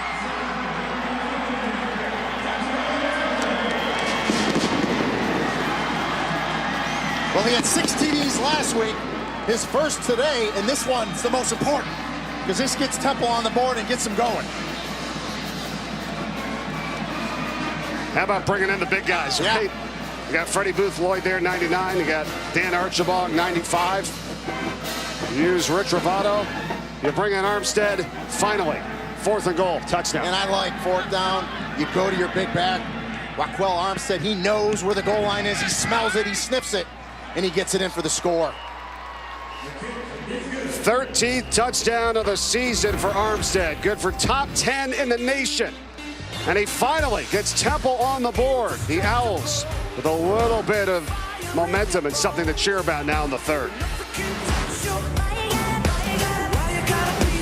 Raquel Armstead, number 7 for the Temple Owls. Star running back finally gets them on the board on a 4th and goal. And it's now 17-7, jumping around a little bit now on the sidelines. Oh, by the way, Armstead over 1,000 on the year as well. The 11th Temple player in history to hit that 1,000-yard mark. Nice to do it on senior day for him. That's right. Came out with his daughter Raquel. And on the return is Bentley Sanders for USF. Gets a hole, cuts it back far side of the field. And Sanders still on his feet. Will be knocked out at the 47-yard line. On a return, though, by Sanders. 47 yards. How about Monday Night Football this week? 2 of the NFL's top teams. It's Week 11, and it's Patrick Mahomes and the 9-1 Chiefs and Todd Gurley and the 9-1 Rams. 8:15 Eastern on Monday night.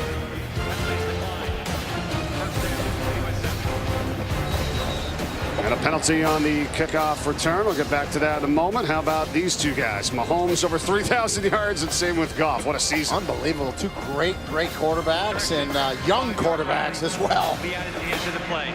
This is going to be a great one Monday night. Rams reminds you of when they had Kurt Warner, you know, with the way their offense is going, and Patrick Mahomes. I don't think anybody thought he was going to do that. Todd Gurley, you know, as well. It was offsides on the kickoff return, which was declined. Actually, they added the 5 yards by rule, so they got the 5 tacked on as well. Gotcha. So they're now at the 48 of Temple.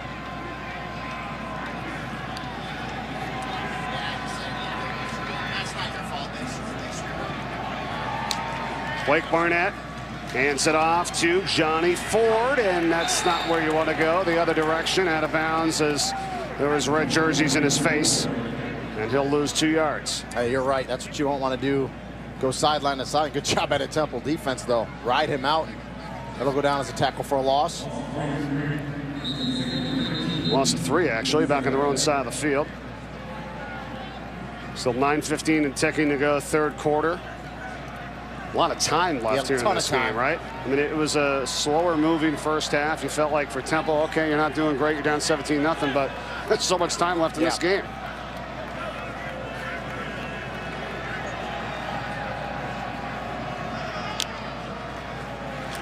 Second and 13 pass from Barnett. Look out. And it is intercepted. Delvon Randall for Temple. What a grab.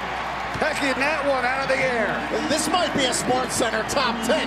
This is one of the best interceptions you'll ever see.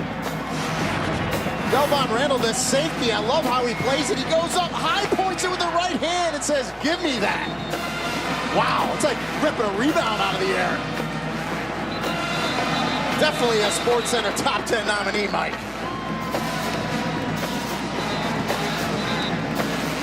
Locate it, climb the ladder, go get it. Delvon Randall. And a little dance, too. A little shimmy to go with it. You deserve it. We will be seeing that highlight tonight for sure. And you just see the energy different, right, for Temple already in the second half? Much more mojo here for sure. That's a great play by Randall. 3rd interception of the season now. Russo from the shotgun on a 1st and 10 from the 33. Play fake to Armstead. Sudden change, taking a shot deep down the field. That's intercepted. They're going to give it right back. Ronnie Hoggins on the interception for the Bulls. And Hoggins is still on his feet. He's got a chance inside the 25. Multiple flags come in. And Ronnie Hoggins with his 2nd interception of the season. And now the Bulls are in business. Well, and those flags are going to be post-possession, so this is going to be USF ball. But Ronnie Hoggins says, you take it away, I take it back. One play, and the Bulls are back in business. Well, let's get a call. Let's get this call here on the field. During the return after the interception, personal foul, illegal block below the waist, number 24, 15-yard penalty, will be first down, USF.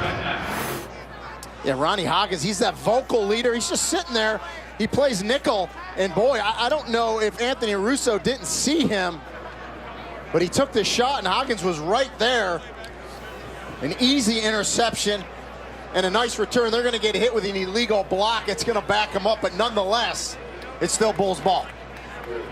We got to give a lot of credit to the secondary for USF today. I don't think there's been a lot of deep balls that have been connected on if you're Temple, and then this one here, you go somewhat deep, and it's picked off. It's a 22nd Temple turnover of this season, and the 17th interception thrown by Temple quarterbacks this year as well. Johnny Ford, nothing there on that carry. You talk about the turnovers coming into this game. Temple was 111th in the nation and giving the ball away. 2 more turnovers today. That has been one issue that they need to fix dearly next season, and Geoff Collins knows that. Yeah, not a great number when you get in the 100s there. Only 129 Division I FBS teams there, folks, and it's not a stat you'd like to be proud of. Second down and 10. 8 minutes to go in the third. Again, Ford ripped down to the 41. It's going to set up a third down and 4. That was Jaquise Thomas with the tackle. Yeah, he wanted a face mask, not getting it. It's been Thomas every time that's come up. And taking on Johnny Ford, he's doing an excellent job. Great tackling in open field, open space.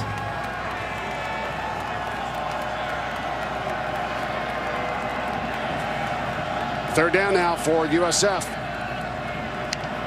Pressure coming. Ford, the carry. And again, it's going to depend on the spot. This is what we had the last time. It was just shy before. This one is a first down. He has it. Yep. Yeah. And USF's ready to go on the ball. Stack formation by the wide receivers now for USF.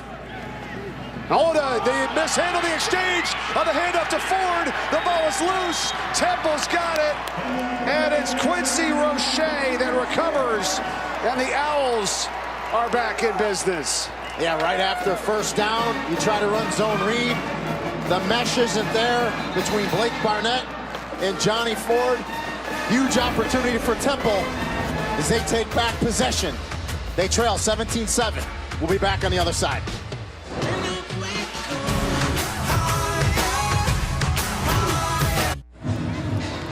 Crazy sequence here over the last couple of minutes. 17-7. USF is leading Temple.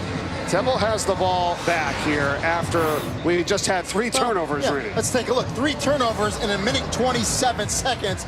The unbelievable interception by Delvon Randall started it all. Then Hoggins says, well, 1 play later, let me take it back. And then we just saw the zone read bad exchange. And just like that, 3 turnovers, 1 minute and 27 seconds in 5 plays.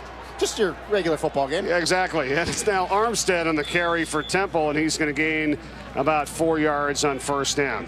Boy, how about the range of emotions that happen there, and if you're an offense or a defense, being ready to go back on. Don't get comfortable on the bench, right? Because you're on, off, on, off. Get ready to go in this game.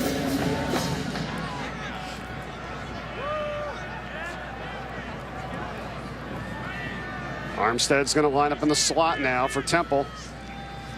Russo looks over the middle. It's got a wide open man. It's Sean Ryan for the first time today, and Ryan has it down to the 34 to Temple first down.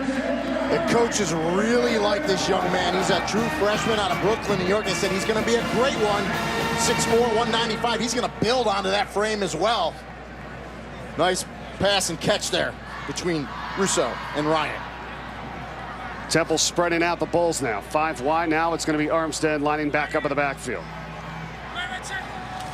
Just over 6 minutes to go. He gets the call, and this is what we've seen a lot today. He's been shut down, not too much. And go back to Ryan for a second, who just made his first catch of the day. And really, the praise is even higher than that for him. I mean, they were saying that they think he could be the best wide receiver that this place has ever had. Well, where's he been today? I mean, they really haven't went his direction. Yeah, just because he's a true freshman, you know, although the upside is so good. you're still easing him into the game plan as a true freshman. Now Russo guns it for Kenny Yeboah, and that's the tight end. He's got it for a first down to the 23. And we've gone 3 plays without a turnover, so we got that going for us. How about the energy right now for Temple on their sideline in the stands here? A chance to cut this to a one-possession game. Night and day from the first half, right? Rob Retrovato is in, and he gets the call. Into the 17-yard line goes the senior. They call him Nitro. Yep. 5'11", 240. Out of Westchester, PA. Kind of does it all. He'll run the ball. He'll catch it. Good lead blocker as well. My kind of back. Love that name, right? Retrovato? Retrovato, yeah. I like Nitro, too, because he's got that energy. Of course, he's Temple tough. He's wearing number 4, a single-digit number. We know what that means. You're a tough one. Got to earn that number. Russo. From the gun, the pass incomplete. Dangerous there as Greg Reeves had a hand on it, trying to get it to Myrick, the other tight end. 3rd down and 4 now, so you got to come away with some points, right? The USF defense has played well. Even on that last touchdown, right, for Temple, it took them 4 downs, right? They had to pound it in with Armstead on 4th and goal. 3rd down. Russo's thrown for 165, as you just saw, with 1 interception. Remember, Temple also missed a earlier field goal from inside 30 yards, so could be a 7-point game. Now on 3rd down, Rich Ravato, and he is stuck right at the 16-yard line by Greg Reeves again. Got to go for the field goal here, right? Yeah, they're right away. Jeff Collins says we're going to try to get to 3. But boy, what a tackle by Greg Reeves, the middle linebacker. Haven't called his number out. Number 4 was a safety in high school, earned a scholarship a year and a half ago, and boy, he met Rich Travato right in the hole there. Stop him. It's going to be a 33-yard attempt now on a 4th down and 3. Will Mobley trying to make it a 17-10 game.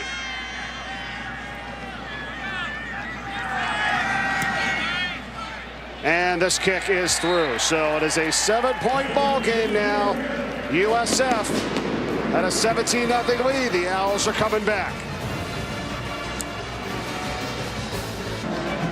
How about that? I love that. The Temple Owl here today from Philadelphia. And it's 17-10. USF still hanging on to 7-point lead. Owls are Raptors, man. They freak me out. Wow. Right. A lot of them down in Florida where I live. You gotta be careful. Well, I got a little dog, too, baby. You know, I'm worried the owl's going to come grab me. Yes. Well, that's why you got the pool enclosed and everything. No, I'm talking about I'm walking down the neighborhood. Oh, down the neighborhood. Scared me. Look out for the Owls. That's right. Look out for the Owls right now. Yeah, exactly. They're playing a lot better here. Yep, 10 unanswered points. A squibber. It's picked up at the 20-yard line. And USF go to the wrong direction right now. And the momentum certainly on the side of the Owls that you just saw. 2 important games continuing your day today in college football on ABC. Big 12 matchup. West Virginia, Oklahoma State. That's in Stillwater. Then how about tonight?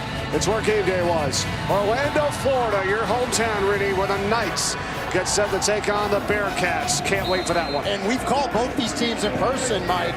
Cincinnati, coached by Luke Fickell, one of the best young coaches, I think, in the country. Good back, and Mike Warren. Going to be a good one tonight. Certainly will. Huge turnaround by Cincinnati, as you said there, and UCF going for 23 in a row. That's later tonight. USF on offense, and Bell with a short gain. How about Michael Warren for Cincinnati? 17 rushing touchdowns on the season. Reminds me a lot of Rockwell Armstead. They're very similar. Downhill runners between the tackle, give them a little zone. And, boy, 17 touchdowns. Good season for Michael Warren second. Armstead's got 13 for the Temple Owls. It's a 2nd down play here for the Bulls.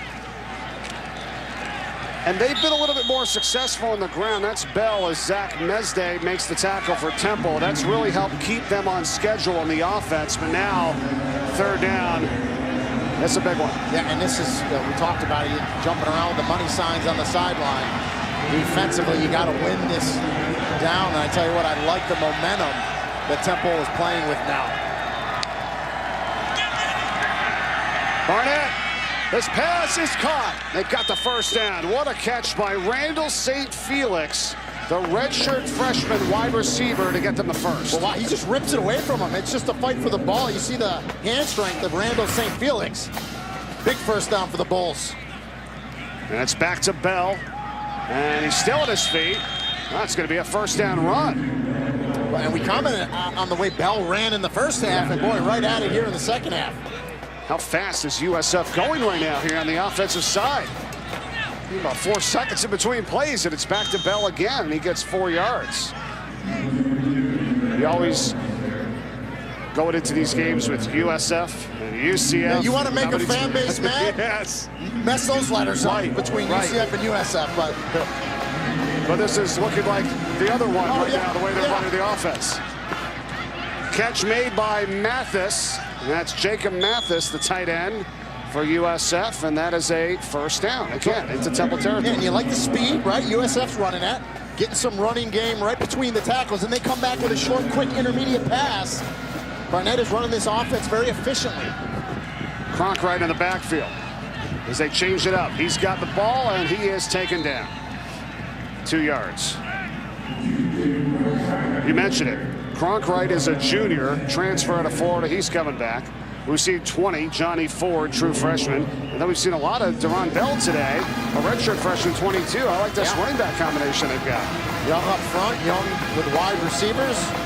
Their big tight end, Mitchell Wilcox, you know, haven't really called his name out today. He's back as well.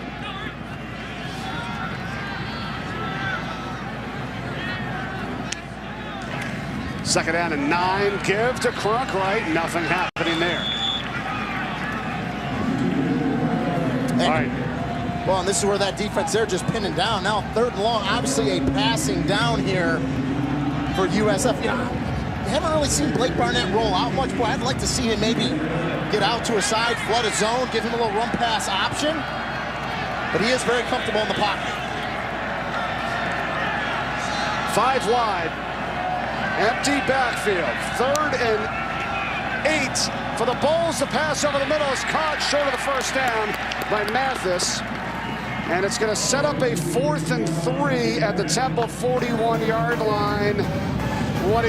You punt it here, but that's where Mathis, showing his inexperience as a sophomore. You catch that ball, you got to know down and distance. You got to catch it and fall forward. He starts to get vertical or horizontal across the field. You lost a yard, and you can't pick up the first down. You think if he got maybe another yard or 2 that they would have went for it here?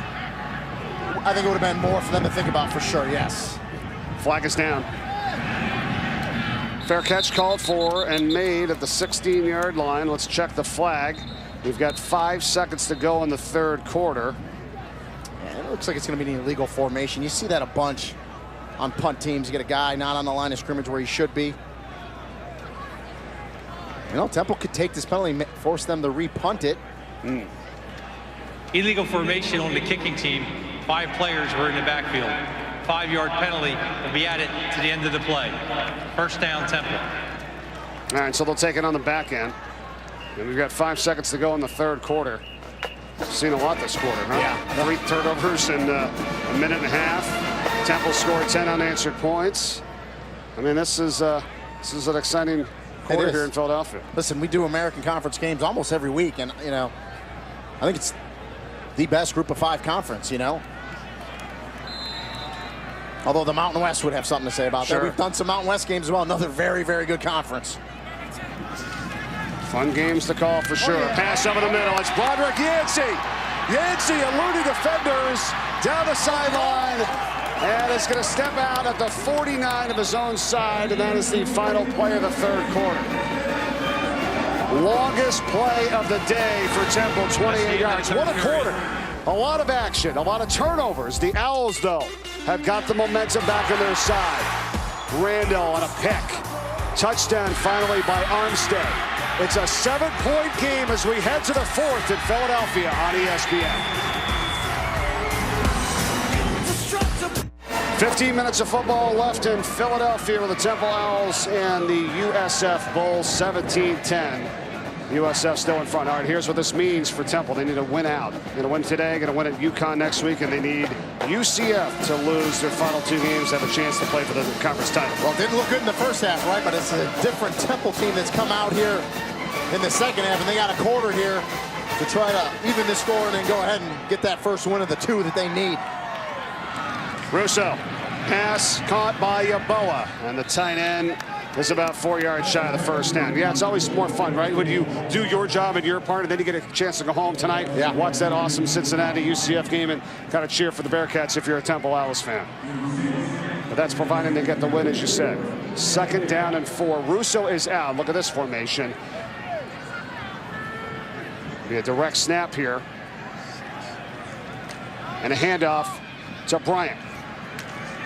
And the direct snap, it was actually the 3rd-string quarterback, Centella, that was in. And then Ventel Bryant, but they didn't get anything out of it. Well, so that's one of the elite 8. Jeff Collins says they have 8 elite plays on offense, crazy formations that they put in there with offense coordinator Dave Patnode and try to run one there, and USF isn't fooled.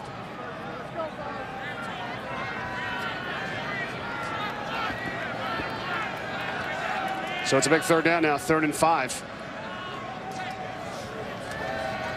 And it is Russo. Gutted it, 1st down catch. Bryant gets a couple blocks, and Ventel Bryant will keep the drive alive. And the Owls are inside the USF 30. Now Anthony Russo shows you his arm strength right in the pocket. A little zip on that ball to Bryant, and the run after the catch. I know you don't like the way he's holding that football there. I hate that. Tuck it away, high and tight. Do not be waving that thing around. You're asking for disaster. Now the catch is made by Mack. And he is going to be ripped down, but not before he gets to the 16-yard line. That's another Temple 1st down. And you're starting to see a few missed tackles, right, that you didn't see in the first half by this Bulls defense, and that's been their issue all season long. It's starting to creep back in here in the 2nd half. Well, and it's been happening when Temple has gone quick, like you've said, to kind of keep them off balance and use momentum on their side. 1st and 10, Russo. Heads up, and he's going to be taken down and dropped back at the 20-yard line. Rashawn Yates. And another true freshman. Yates, a big defensive tackle out of Port St. Lucie. He's going to step up. Russo was going to try to run, but Yates said, no, I'm going to shut that door. And that's what USF needed. Just a play that kind of gets Temple off schedule a little bit. 2nd and 14. It's Armstead trying to stretch it out, and they've been ready for him all day. Ronnie Hoggins on the tackle for the Bulls. I'll tell you what, Vincent Davis, 14, true freshman nickelback. He was fighting off a block there as well and got a piece of that tackle. Nice job, young man. Armstead's longest run today has been of 22 yards, but that's out of the norm of what we've seen today. For the most part, he's been held to 4 or 5 and less. Yeah. That's maybe 3 and less. 3rd down, 3rd and 12. Russo, and that ball is deflected and dropped. It was Khalid McGee that was covering that time on Isaiah Wright. So now a 7-point deficit, Rainey, and you kick it here. Yeah. I mean, you gotta kick go it for the field goal. Yeah.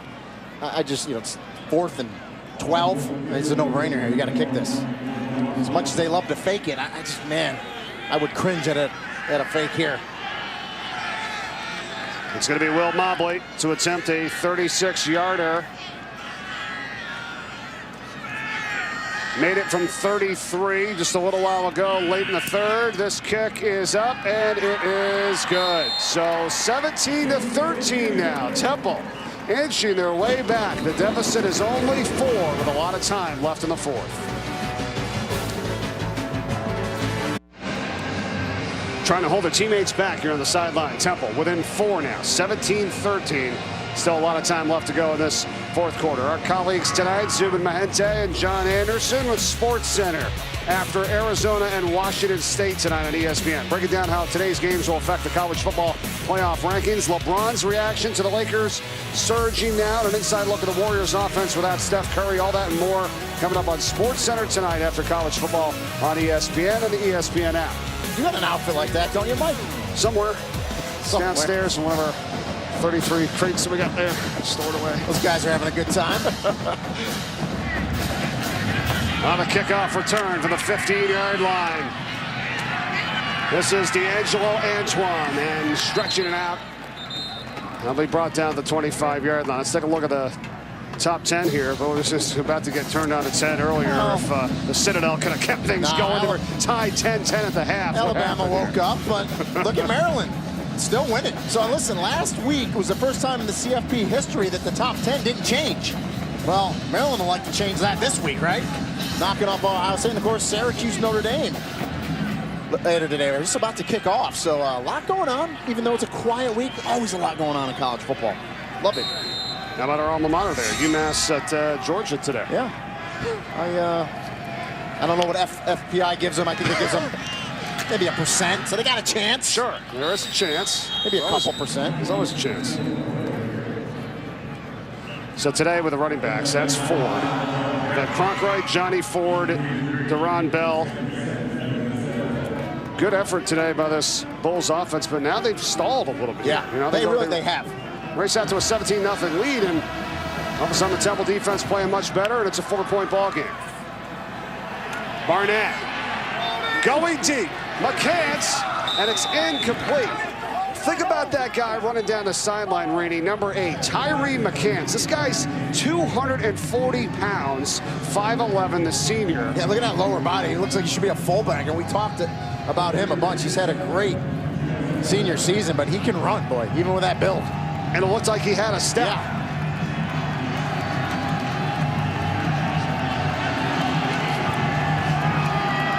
Third and 7.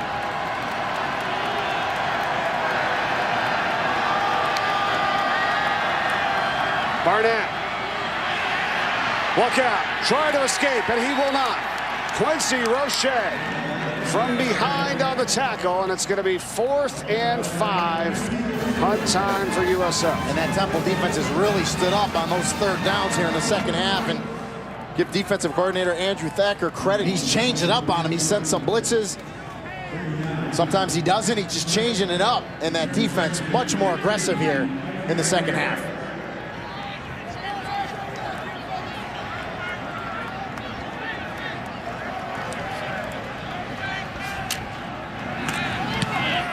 Here's the kick. Right. Chance at a return. 35-yard line, heading to the sideline. Has blockers in front. Isaiah Wright, look out. Inside the 20, it's a touchdown. Isaiah Wright.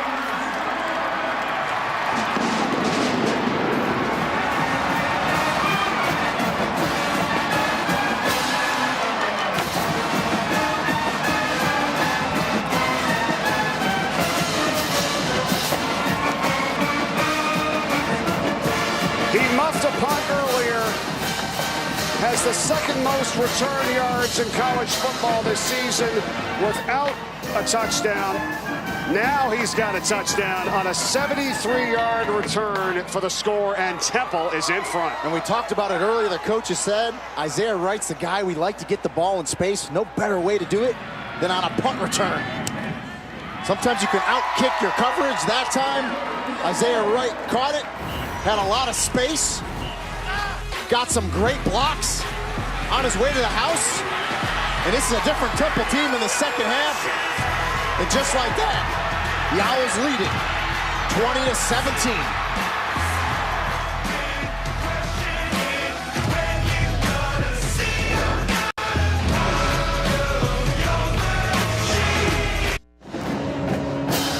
Temple has the lead 20-17 thanks to the punt return for a touchdown by Isaiah Wright. 73 yards. They're jumping around out there. Pretty exciting. You know, throw a coach up there as well.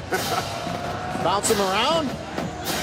Really has been the tale of two halves. Well, hang on tight, though. 10:05 still to go in this game, right? And we've seen a lot of things.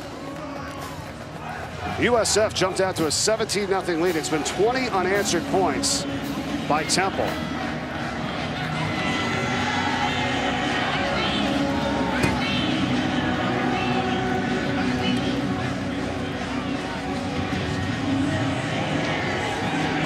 Bentley Sanders back to return the kick. Oh, it goes off one of the USF players, and Temple has recovered it.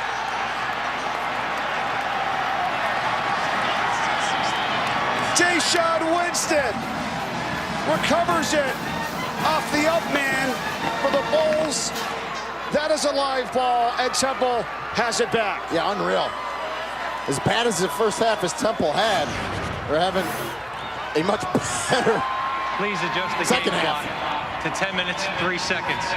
10 minutes, 3 seconds on the game clock. And I mean, you're not trying to do that. I mean, you're trying to do a line drive, but you don't know it's going to hit an up back like that in the chest and bounce back. I mean, when things start going your way, they go your way. Well, went off of Jeffrey Ferrara that time, who's a linebacker. They're in on special teams, and take a look at it. That's the takeaways there. The hashtag get the ball board, the whiteboard of the sidelines, and they are starting to really write on that now. Well, I mean, here in the second half. They get to write their Twitter handles.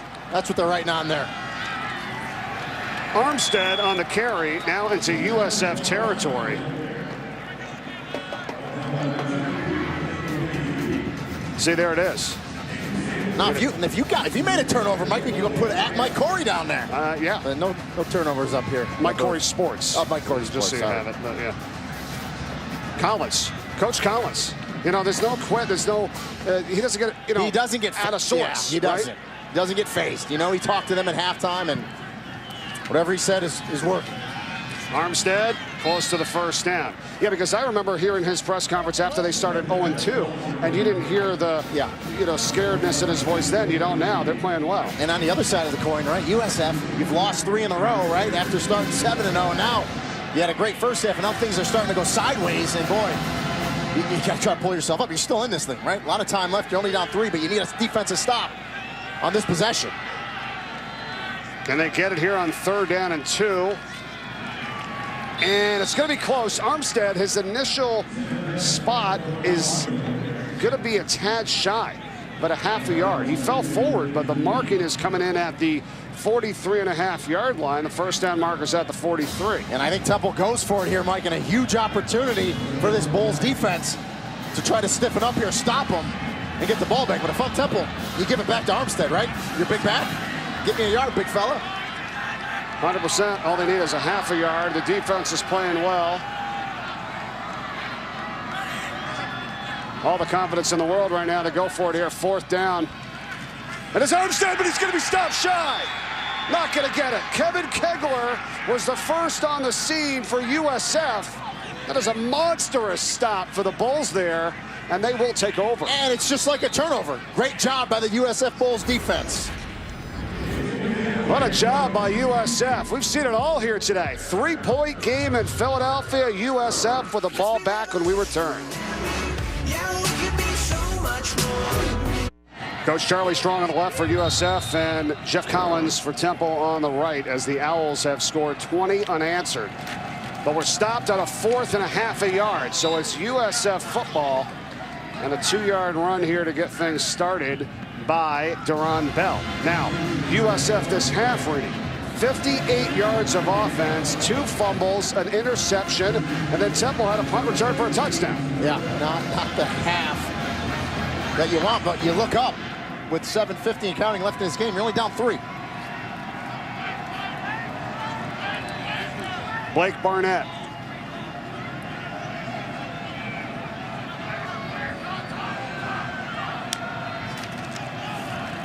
It's a keeper. Oh, and he takes a monstrous shot by Chappelle Russell. And that's big time on a junior. 4th leading tackler on Temple, and he laid a stick. Yeah, we talked about Chappelle Russell earlier. He's like the comeback player of the year. He's blown out both ACLs and both knees, and comes back this season in a great year in that outside linebacker position for Chappelle Russell. Certainly shows his dedication and what he's done throughout his time at Temple, like you said, to get back on the field.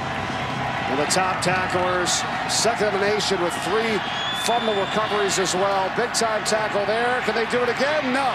Barnett runs for the first, and he gets to the 40-yard line where it's Delvon Randall that makes the play. But this drive's going to continue. Yeah, great call. Quarterback draw. The one thing I tell Blake Barnett, you get in that open field, you got that first down, go down. Don't take any unnecessary hits. Flag flies. And Bell, man, the hitting is really going on here this second half. And that's what happens when you try to go quick sometimes. You had a receiver moving, he wasn't set. This is going to be backed up 1st and 15 for USF. Illegal motion offense. 5-yard penalty. First down. That's the thing. If you're going to go up tempo, you probably have to dial back a little bit of the motion. Yeah. Because then you get struggle because you have to set. But it wasn't even motion. What it was, Mike, I was watching. He wasn't on the line of scrimmage where he needed to be. He tried to step up late as the ball was snapped. Therefore, he's in motion. 1st and 15 after the penalty. Still on Temple's side of the field. Pass goes out to McCants. And a big guy is going to pick up the yards lost from the penalty. What kind of opportunity do you think he might have at the next level with his size? Well, you don't see any 5'11", 240-pound wide receivers in the NFL, but you never know, right? You're looking like a fullback or...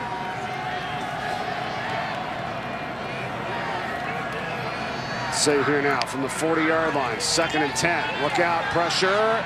Floated it up again for McCants. A lot of contact, no call. He was there with Delvon Randall. You know, and Randall has just as much right to that football as McCants. Now, what McCants needs to do is he tried to sell that. You got to go through Randall, force that contact, make it look a lot worse than it is to try to draw that flag. That's good coverage. Yeah, he didn't really make too much of an effort there at the end, and it forces now a 3rd down and 10 here for USF. From the 40.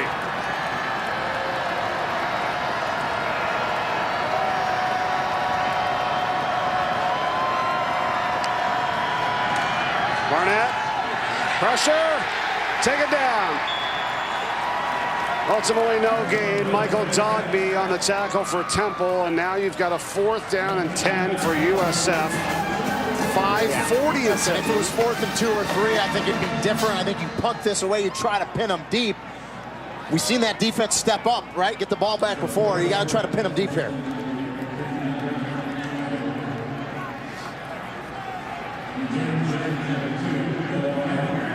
Trent Snyder. Here's the kick. Randall lets it go out of bounds. And we'll be right back. Temple still leads by 3. 5:15 to go.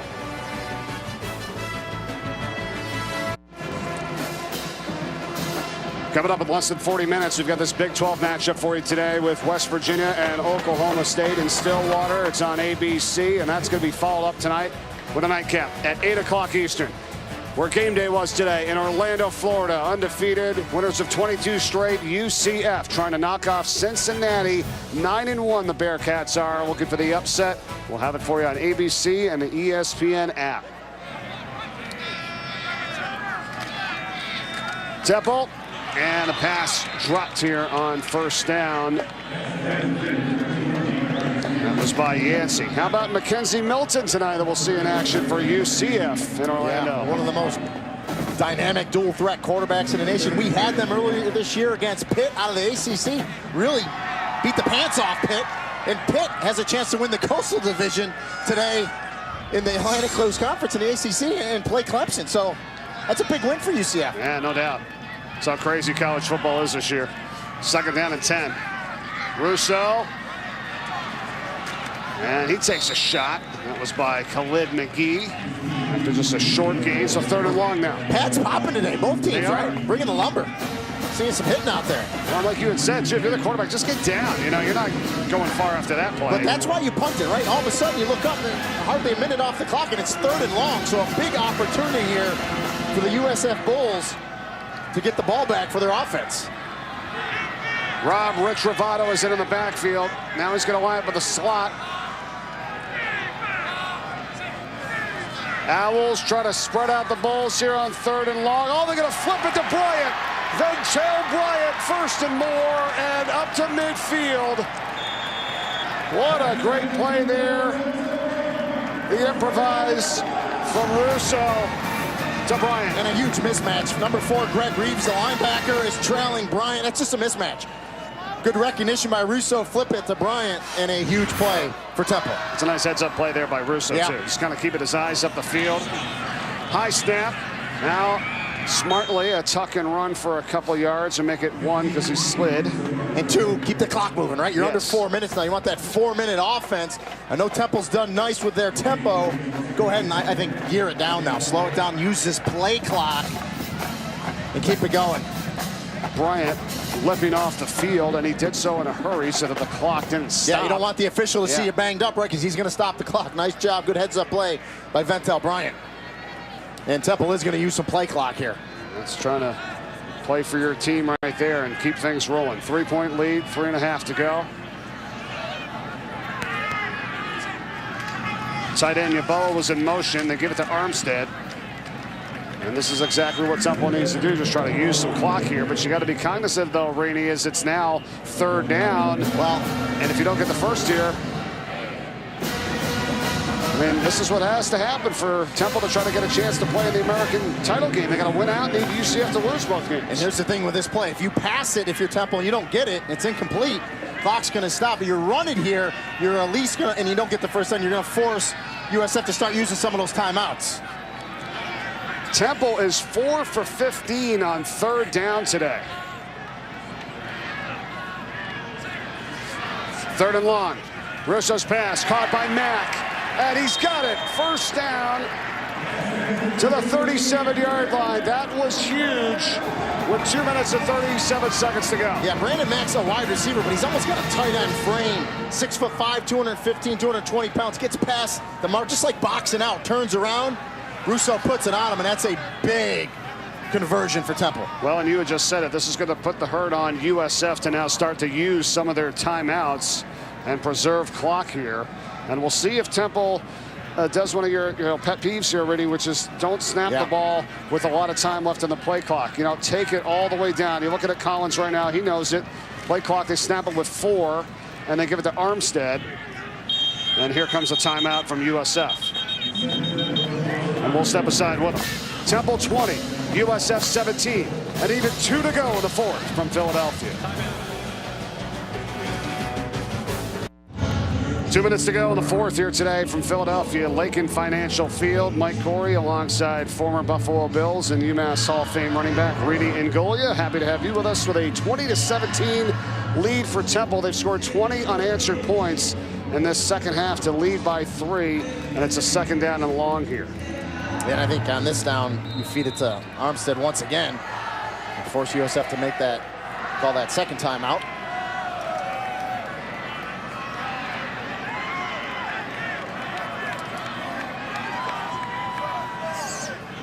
Keeper, and Russo goes down, and that should be the next timeout taken by USF, and it is.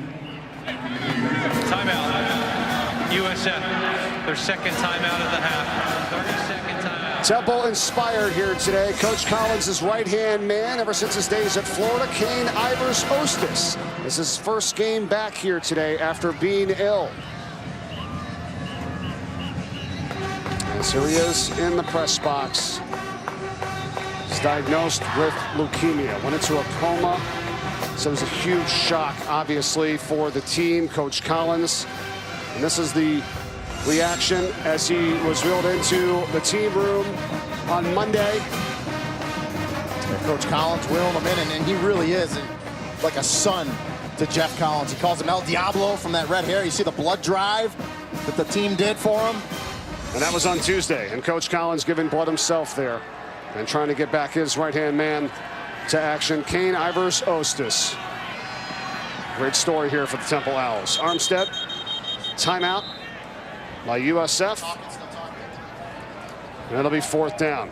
And the greatest news about that story, Mike, is the leukemia is in remission. And he's really battled hard, and this team has been behind him, and it's awesome to see him back here. And like I said, he was Coach Geoff Collins' right-hand man for 4 years. I mean, right on his hip.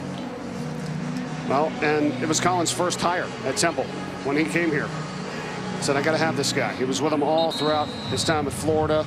And at one time, there was no one in the world that had as many blood transfusions as Ostis did. So to be released from the hospital on Sunday, And with the blood shortage in the Philadelphia area, that led to his girlfriend Sarah's idea for the blood drive on Tuesday, which they had, very successful. That's just great to see the team come together. And Mike, when he fell into a coma, the prognosis was great. I mean, it was really bad, but he's come out of it. And again, he tweeted out that it's in remission. And boy, you just love to see the fight out of that young man. And great for Temple, great for him. And we'll look forward to seeing him back on the sideline, standing right next to that guy, hopefully very soon. Very soon. 4th down and 4 now for Temple. USF is out of timeouts. Minute 49 to go. Here comes the punt. Fair catch by McCants. Now they're going to be inside the 10. Well, simple, right? Blake Barnett has to orchestrate a 91-yard drive. Well, he doesn't have to win it. But really, they just got to get him down to try to kick a field goal and send this thing into overtime. But no timeouts. Remember, college football. Clock stops after a first down, so you can still use the middle of the field. And the Temple fans that are here in Lincoln Financial Field started to rise to their feet with a minute and 44 to go. And I think they got to get to about the 30 for Weiss to give him a legitimate shot at a field goal. Blake Barnett's family here today, has a ton of family in town. His wife Maddie, son Brooks, looking on. Can he make a comeback for the Bulls? No, his arm is hit from behind. The ball is loose. Temple recovering it in the end zone. Dana Levine stripped it, and Chappelle Russell recovers it for the touchdown. Now replay will look at this to see if that arm was going forward. There is a flag on the play, but it's going to be a celebration flag.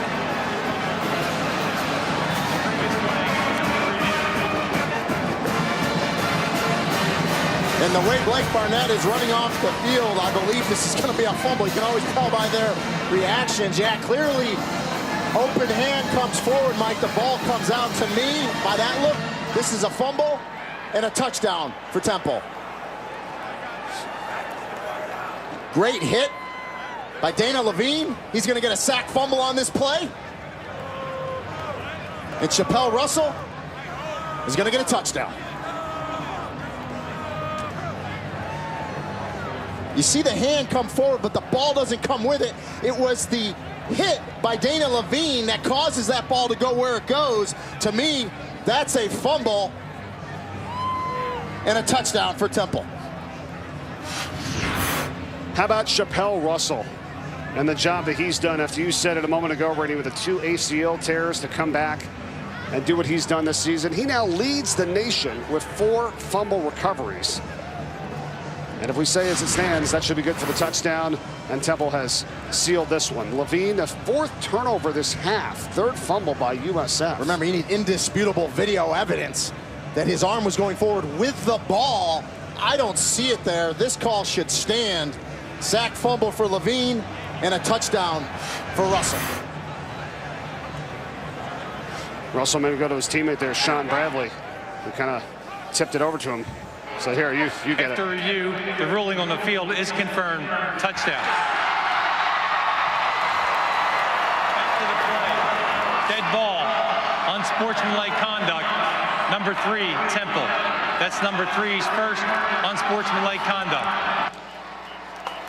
Well, Russell took a bow after that, but yeah, maybe after his performance today, somewhat warranted. Yeah, I don't think Geoff Collins is going to be too mad at that. Obviously, that puts him up by 2 scores. And for all intents and purposes, Temple's going to get the first step of the 2 wins that they need done today. Will be enforced on the kickoff.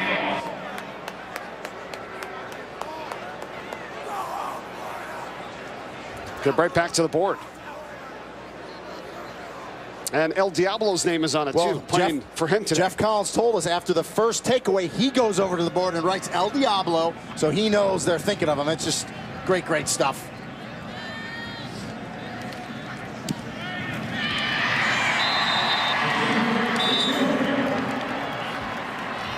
There it is. Upper left on the board. A lot of great stuff here today. Playing for Kane Ivers-Ostis. Hoping that he gets back to full strength soon. Coach Collins' right-hand man. The defense coming alive, making plays. You called it, Rainey. That's definitely a fun. And it's Dana Levine. He beats the left tackle, Eric Mays. I really haven't called Levine's name out that much, but boy, in a big moment. We call it out. Sack fumble. Boy, Shaw Bradley's going to get a little ribbing in film session. He should have picked that up for the touchdown. He kind of bobbles it, but Chappelle Russell says, don't worry, Sean. I'm there. I'll scoop it for the score. Yeah, Russell's buying Bradley dinner tonight. Yeah, there you go. Play. Give him his 4th fumble recovery of the season. So there's 4 things that need to happen. Temple had to win 2 games, and UCF has to lose 2 games. One's going to be a check mark here. They can go home tonight, watch UCF, and see if Cincinnati can pull off the upset. That's the thing. No one's talked about Cincinnati this week, right? I think they're playing with house money. A young team. You know, everything's UCF, UCF, UCF. It's Monday night. It's ABC. Prime time, 8 o'clock tonight. Let's see what Cincinnati can do. But you're right. Temple did the first part. Well, you said it. Luke Fickell, the job that he's done at Cincinnati. I mean, their fans, you know, we did a game earlier this year with the happiest fan base in the nation, really, one of them. And they should be, because they had a bad year last year, but they knew it was going to get turned around. They're 9-1 this season. I think their issue, though, tonight, Mike, they're kind of one-dimensional with Michael Warren. I think that defense of UCF, who hasn't been great this year, but they've been opportunistic. I think they're going to overload the block, take away the run, say, hey, beat us with the throw, because guess what? We think we can score 40 or 50 on you. And they get in those shootouts. That's what they did with Temple. Another scrub kick here. Last time it went off the up man for USF, and Temple was able to recover it. And this time they're going to start at their own 36-yard line. Bentley Sanders able to get it, but tough situation now for USF after leading this game 17-0. Giving up 27 unanswered points in this second half, and just 1:33 to work with and no timeouts remaining. Temple really came alive. Their defense stepped it up, forced turnovers. Their offense finally got moving a little bit.